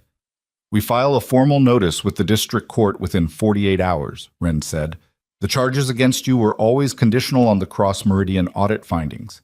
Once those findings are demonstrated to have been fabricated, the charges dissolve. The civil litigation follows. It'll take time, but the foundation is clear." She paused. "Your name will be clean, Ms. Vale, publicly and legally." Serafina held her gaze. She'd waited 8 months to hear that sentence. She'd run through versions of it in her head during the worst of the nights. The depositions, the meetings with lawyers who told her the evidence was very thorough, the morning she'd read the 3rd news story about herself and understood that her professional identity had been effectively demolished, and that she'd have to build something in its place from whatever was left. She'd imagined the moment when the sentence arrived. She hadn't imagined feeling this tired when it did. "Thank you," she said. Wren nodded. "Thank you," she said, and meant it differently. Lucien had been standing 6 feet away through the exchange, slightly back, the deliberate posture of a man who understood that this part of the evening was not his to occupy. He'd had his arm looked at by a medic who'd appeared from somewhere in Wren's orbit, the wound wrapped, the shirt sleeve rolled down over it, the blood still visible at the cuff. When Serafina turned back toward him, he was watching her, and he didn't rearrange his expression when she looked. "It's done," she said. "Most of it," he said. Damien is tomorrow," she said. "Tonight, it's done." He looked at her for a moment. "Okay," he said. They didn't go back to the safe apartment. Lucien took her to a hotel in the River North area. Not ostentatious, not anonymous, somewhere between the two, the kind of place that valued its guests' privacy as a business proposition. A room on the 14th floor with a view north toward the lake, the city grid laid out below in amber and white, the December cold pressing against the glass and the radiator in the room clicking and working. She sat on the edge of the bed and looked at her hands. The knuckles were slightly abraded from the fall in the facility. The right elbow was bruised through the fabric of her dress, swelling beginning to settle into it with the particular dull heat of developing tissue damage. She was still in the black dress from the gala. She had been in this dress for 9 hours, the dress she'd bought for a different event, a different version of her life. There was a knock. She opened the door. Lucien, jacket off, the wrapped arm visible below his rolled sleeve, carrying a paper bag that smelled like food. "You should eat," he said. "You should sit down," she said. "You've been on your feet since 3. He came in. She left the door open for a moment, not from ambivalence about him being there, but from the particular habit of someone who'd spent 8 months maintaining careful control over her own space, who'd had that control violated in ways she was still fully processing. Then she closed it. He set the bag on the small table by the window, produced 2 containers of something from a Vietnamese restaurant nearby, sat in one of the 2 chairs. She sat in the other. They ate without speaking for a few minutes. The city did its thing outside the glass. Somewhere below, a siren moved through and faded. "The contact you had at the FBI," she said. "Wren, you've been working with her for 4 months. "Yes." "You didn't tell me." He looked at her. "No." She held his gaze. "Why?" "Because the agreement with Wren required the information flow to be controlled," he said. "The more people who knew the federal component existed, the higher the risk of a breach. Vass's people had already demonstrated penetration into your legal circle." He paused. "It wasn't a judgment about you. It was a judgment about the architecture." She thought about that. "That's a reasonable answer," she said. "It's the true answer. They're not always the same thing with you." He looked at her steadily. Something in his expression acknowledged the observation without contesting it. "No," he said. "They're not always the same." She ate. Outside the city, the radiator clicking. The confidential informant classification, she said. That was Ren's arrangement, but you initiated it. Yes. 6 hours before the operation. Yes. Which means you decided that before I decided I was going into the building with your people. A beat. Yes, he said. She looked at him. You knew I was going to, she said, before I told you. He was quiet for a moment. I know how you move through a situation, he said. You've been doing it for 3 days in front of me. You don't wait at the edge of something when you understand the stakes. You move toward it. He looked at his food. I thought the classification was the right protection for when you did. She sat with that. The particular quality of being known, seen, anticipated, understood by someone you'd met 72 hours ago in the specific way that only happened when someone had been paying very close attention to you and had chosen to use that attention in your favor rather than against it. You could have told me about the classification, she said, when you made the call. I could have, he said. I should have. She nodded. Let it be. They finished eating. He cleared the containers with the automatic courtesy of a man who'd spent long enough in solitary living to have made peace with its small domestic routines. She stood at the window and looked at the lake, black from here, the far shore of Michigan invisible, the water beginning where the city lights ended and continuing into a dark that had no discernible limit from this angle. Damien files the harassment complaint officially tomorrow, she said, before the federal notice. Ren will coordinate with the district court to hold the complaint pending the evidentiary filing, Lucien said. It becomes moot within 48 hours. He'll fight it. He'll fight it from a position of zero leverage, on the public record, in front of the same press that covered his arrest. She turned from the window. His arrest, she said. Lucien looked at her. Ren has a warrant, he said. Damien Cross is in Washington until Thursday. He comes back to federal agents at O'Hare. She thought about that. About Damien at the podium. The smooth, regretful voice. I wish her well, but I can't allow this behavior to continue. The full architecture of the man. The intelligence, the patience, the specific cruelty of someone who did his damage very slowly and very carefully, and then stood in good light while it was attributed to the weather. What charges, she said. Fraud, money laundering, RICO for the syndicate connection, conspiracy. Lucien paused. 43 gigabytes, Serafina. There's enough in that drive to put him away for a very long time. She looked at her hands. She'd spent 8 months with Damien's destruction as a fixed point in her imagination. The thing she was moving toward, the organizing principle of the entire period. She'd thought about it in different forms. Legal, reputational, financial. She'd imagined the headline, the moment, the specific satisfaction of reversal. She'd held on to it through the worst of the nights the way people held on to fixed stars when everything else was moving. Now it was done, or as close to done as the world ever got, and what she felt was not the satisfaction she'd imagined. It was quieter, less defined, something that lived closer to exhaustion than triumph, and had a sadness in it she hadn't anticipated. I thought it would feel different, she said. Not to him specifically, just to the room. He didn't offer a correction to that. He just let it exist. The way things you want for a long time feel different when you get them, he said after a moment. Yes. She looked at him. Has that happened to you? She said.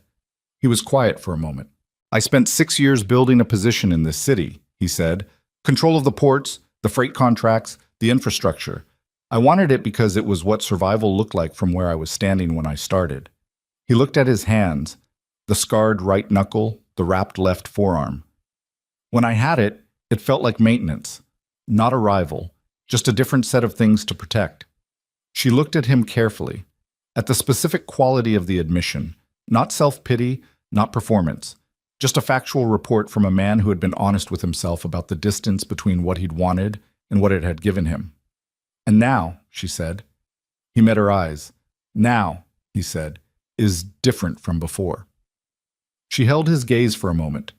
In the window glass behind him, she could see her own reflection. The black dress, the hair coming loose from its arrangement, The face that had carried 12 hours of a specific kind of weight and was not bothering to hide it. She looked the way she felt. That was something, she thought. That was not nothing. She sat back down in the chair. The radiator clicked. The city hummed at a frequency that was below sound, structural, felt through the soles of the feet and the base of the spine. "Danny," she said. Lucien was quiet. "What happens to her?" "Ren has a file on her that goes back 11 months, he said. "The credential access, the biometric data pull, the attorney communications. She'll be questioned, charged, most likely. The degree depends on what she can offer." "She'll offer what she has," Serafina said. "She's not going to protect Damien or the syndicate. Not now that the operation is exposed." She paused. "She's not built for this. She never was." Lucien looked at her. "You're not angry," he said. Not a challenge. Genuine observation. "I'm angry," she said. "I'll probably be angry for a long time." She looked at the window. "But she sent me that email this morning. I didn't know it would go this far. I've been thinking about that sentence for 12 hours. She was quiet for a moment. "I don't know what she was told when she was recruited. I don't know what they offered her or what they threatened her with. I don't know when she understood the full scope of what she was doing." She looked at Lucien. "Neither do you." "No," he said. "Neither do I." "So I'm angry," she said, "and I don't know yet what else I am about it, and I'm not going to decide tonight." He nodded. She closed her eyes for a moment, just a moment, felt the chair under her, the residual heat of the room, the specific quality of a building at night when the day's movement has stopped and the structure settles into itself. She thought about the enrollment phrase, the sentence she'd read into a microphone on a Tuesday morning 18 months ago. "The blue ridge extends along the western horizon at dawn, where the light arrives before the warmth." A sentence chosen for phonemic range covering the full acoustic vocabulary of the English language in one continuous breath. She'd unlocked the thing that had been built to contain her using her own voice. She thought about that for a long time. She thought about the attorney who told her the evidence was very thorough, and she thought about the night on the apartment floor, and she thought about 8 months of walking through a city that had been instructed to see her a specific way, and she thought about the woman who'd stood in the Blackstone ballroom while her name was taken apart piece by piece in front of cameras. That woman had been her. She was still her. The difference was architectural, interior, not visible from the outside in any way she could have pointed to, but present through the floor, through the walls, through the way she was sitting in this chair right now. The particular posture of someone who had been broken down to the load-bearing elements and found the load-bearing elements sufficient. She opened her eyes. Lucien was watching her. He didn't pretend he hadn't been. "I need to sleep," she said. "Yes," he said. He stood. He moved toward the door with the same economy he moved with everywhere. No wasted motion, no performance of consideration. At the door he stopped, turned slightly. "There'll be things to handle tomorrow," he said. "Ren will need a formal statement. The attorney situation. The public peace when Damien's arrest goes through the news cycle." He paused. "You don't have to be alone for any of it." She looked at him. "Is that an offer?" she said. He held her gaze. "Yes," he said. "That's an offer." She looked at him for a long moment, at the man who had walked into a room and changed its physics by existing in it, who had stood over her like a question she hadn't known she was being asked, who had made decisions she hadn't been consulted on and told her the truth when the decisions were wrong, and whose arm was wrapped in medical gauze because he had spent 4 hours moving through a dark building to protect something he'd decided was worth protecting. "Okay," she said. He nodded once, opened the door. "Lucien," she said. He stopped. "The confidential informant classification," she said. 6 hours before the operation, before I told you I was going in." She held his gaze. "That wasn't architecture." Something moved through his expression. Brief. Real. "No," he said. "That wasn't architecture." He left. She sat for a while longer. The city outside, the radiator, the black water of the lake at the end of the amber grid.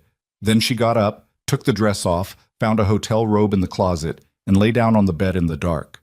She did not think about Damien. She did not think about the drive, or Ren, or the warrant waiting at O'Hare.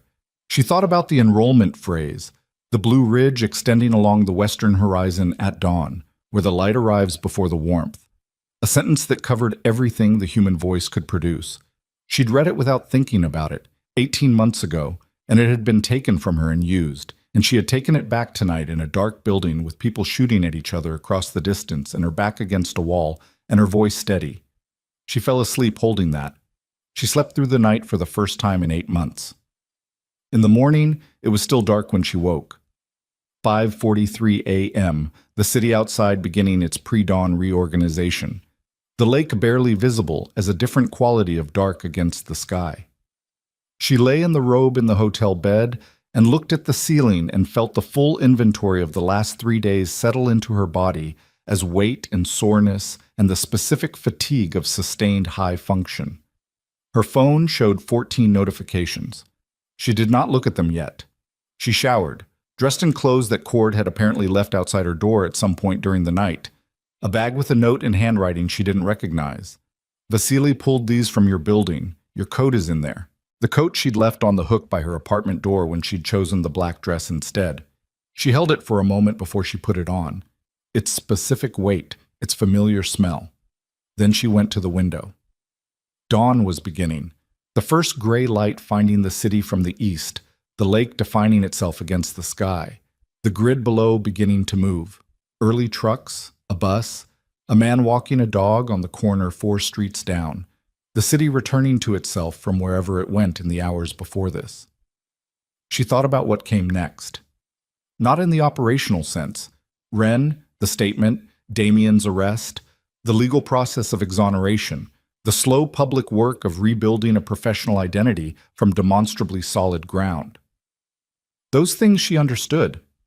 Those things had a sequence and a logic, and she was competent to move through them.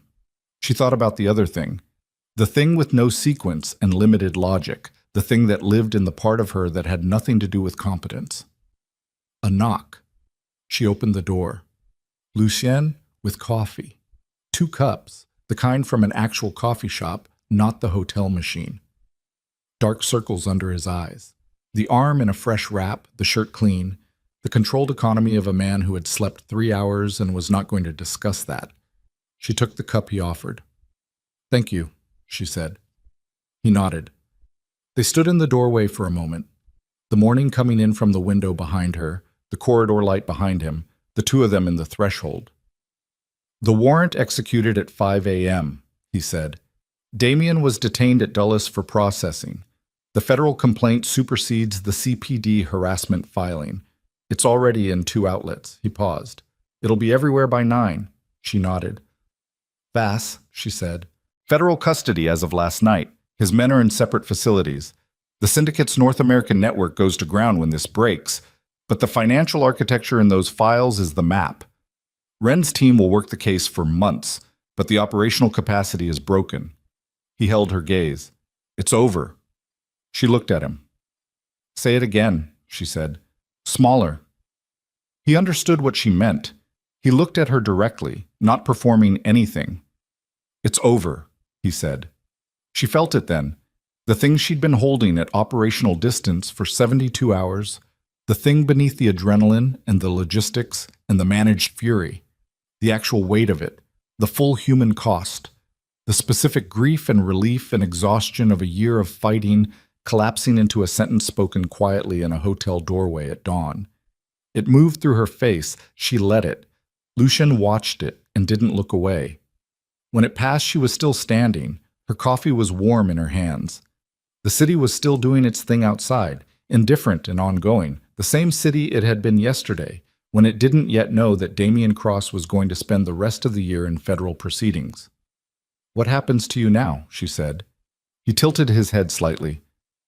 "What do you mean?" "Vass is in custody. The syndicate's operation is broken. The threat to your infrastructure is resolved." She held his gaze. "That was the objective. 6 months of work. It's finished." She paused. "What happens to Lucien Moretti now?" He was quiet for a moment. "The ports don't run themselves," he said. "The contracts, the infrastructure, the work." He looked at the window over her shoulder. "There's always more work." "That's not what I asked." He looked at her. The morning was getting lighter. She could see the lake properly now. The actual color of it in early December dawn, that specific cold blue gray that was neither sky nor steel, but something in between, the color of deep water in the season before it froze. "I don't know yet," he said. "What I know is that last week looked different from this week." "Because of the operation," she said. "No," he said. She looked at him, at the stripped-down honesty of his face in the morning light, the architecture of it, everything peripheral removed, just the essential form of a man who had built himself out of survival and blood, and was standing in a hotel doorway at dawn holding coffee and looking at her like she was the thing that made last week look different. "Lucienne," she said. "Yes." "I need 3 months," she said. "Not from you, just in general. To handle the legal process, to rebuild something professional, to live in my own apartment again, and remember what quiet feels like." She held his gaze. "I'm not a woman who runs from things. I'm not running from this. I just need to stand in my own space for a while before I decide what I want to move toward." He looked at her for a long moment. 3 months, he said. "Maybe 2, she said. "I don't know yet." Something in his expression that was not quite a smile, the shadow of one, the structural component of one. "Okay," he said. "That's it," she said. "Just okay." "What do you want me to say?" She thought about it. "Nothing," she said. "Okay is right." He nodded once. She stepped back from the doorway. He didn't follow. He understood the geometry of the moment, the specific architecture of a woman reclaiming her own threshold. "Ren wants the formal statement at 10, he said. "I'll be there at 9:45, she said. He turned to go. "Lucienne." He stopped, looked back. She looked at him across the threshold in the morning light, at the man who had walked into a room and decided something, at the man who had arranged a federal classification 6 hours before she asked him to, at the man who had stood over her in a dark facility with blood on his arm and said good when she held up the drive, meaning something larger than the drive. 2 months, she said. Probably 2. The expression that crossed his face was brief and unguarded and entirely real. He left. She turned back to the window. The lake was fully visible now, the dawn complete, the city below in full early motion. The bus routes running, the trucks moving freight, the coffee shops lit and occupied, the particular vigorous ordinary life of a city that had never stopped being itself through all of it, that would continue being itself after the news cycle moved on and the federal proceedings became procedural and the name Serafina Vale stopped being a shorthand for anything and became just a name again. She drank her coffee. She looked at the lake. She thought about the enrollment phrase, the sentence about the Blue Ridge, the western horizon, the light arriving before the warmth. And she thought about all the things you said without knowing you were saying them, all the things you read into microphones on Tuesday mornings that got taken from you and used, and that you had to come back to yourself through dark buildings to reclaim. She thought about what it meant to have done that, to have stood in the building with the guns and the dark and the 43 gigabytes and the 30-second window and her own voice and said the phrase clean and steady and meant it, to have been the woman in the ballroom with her name being taken apart in front of cameras, and to have been 8 months later and 3 days later, and right now, still standing. She thought about that for a long time. Then she put the coffee down, picked up her phone, opened the first notification, and began the work of what came next. Outside Chicago in December, cold, particular, entirely itself. The lake going on to the horizon and beyond, the light on the water in the early morning doing what light did when it arrived before the warmth, announcing something, making the shape of things visible before the temperature confirmed them. She read the first notification. The headline was already running. Tech executive Damian Cross detained in federal racketeering probe. Cross-Meridian audit documents alleged to be fabricated. She read it once. Then she set the phone face down on the table, not because she didn't want to see it, but because she already had, and that was enough for now, and the morning was still going on outside the glass. The city still doing its work, the lake still there at the end of the amber grid with the light on it that arrived before anything else did, ahead of everything, showing the shape of the day before the day had decided what it was going to be. She stood in that light. She breathed. That was enough.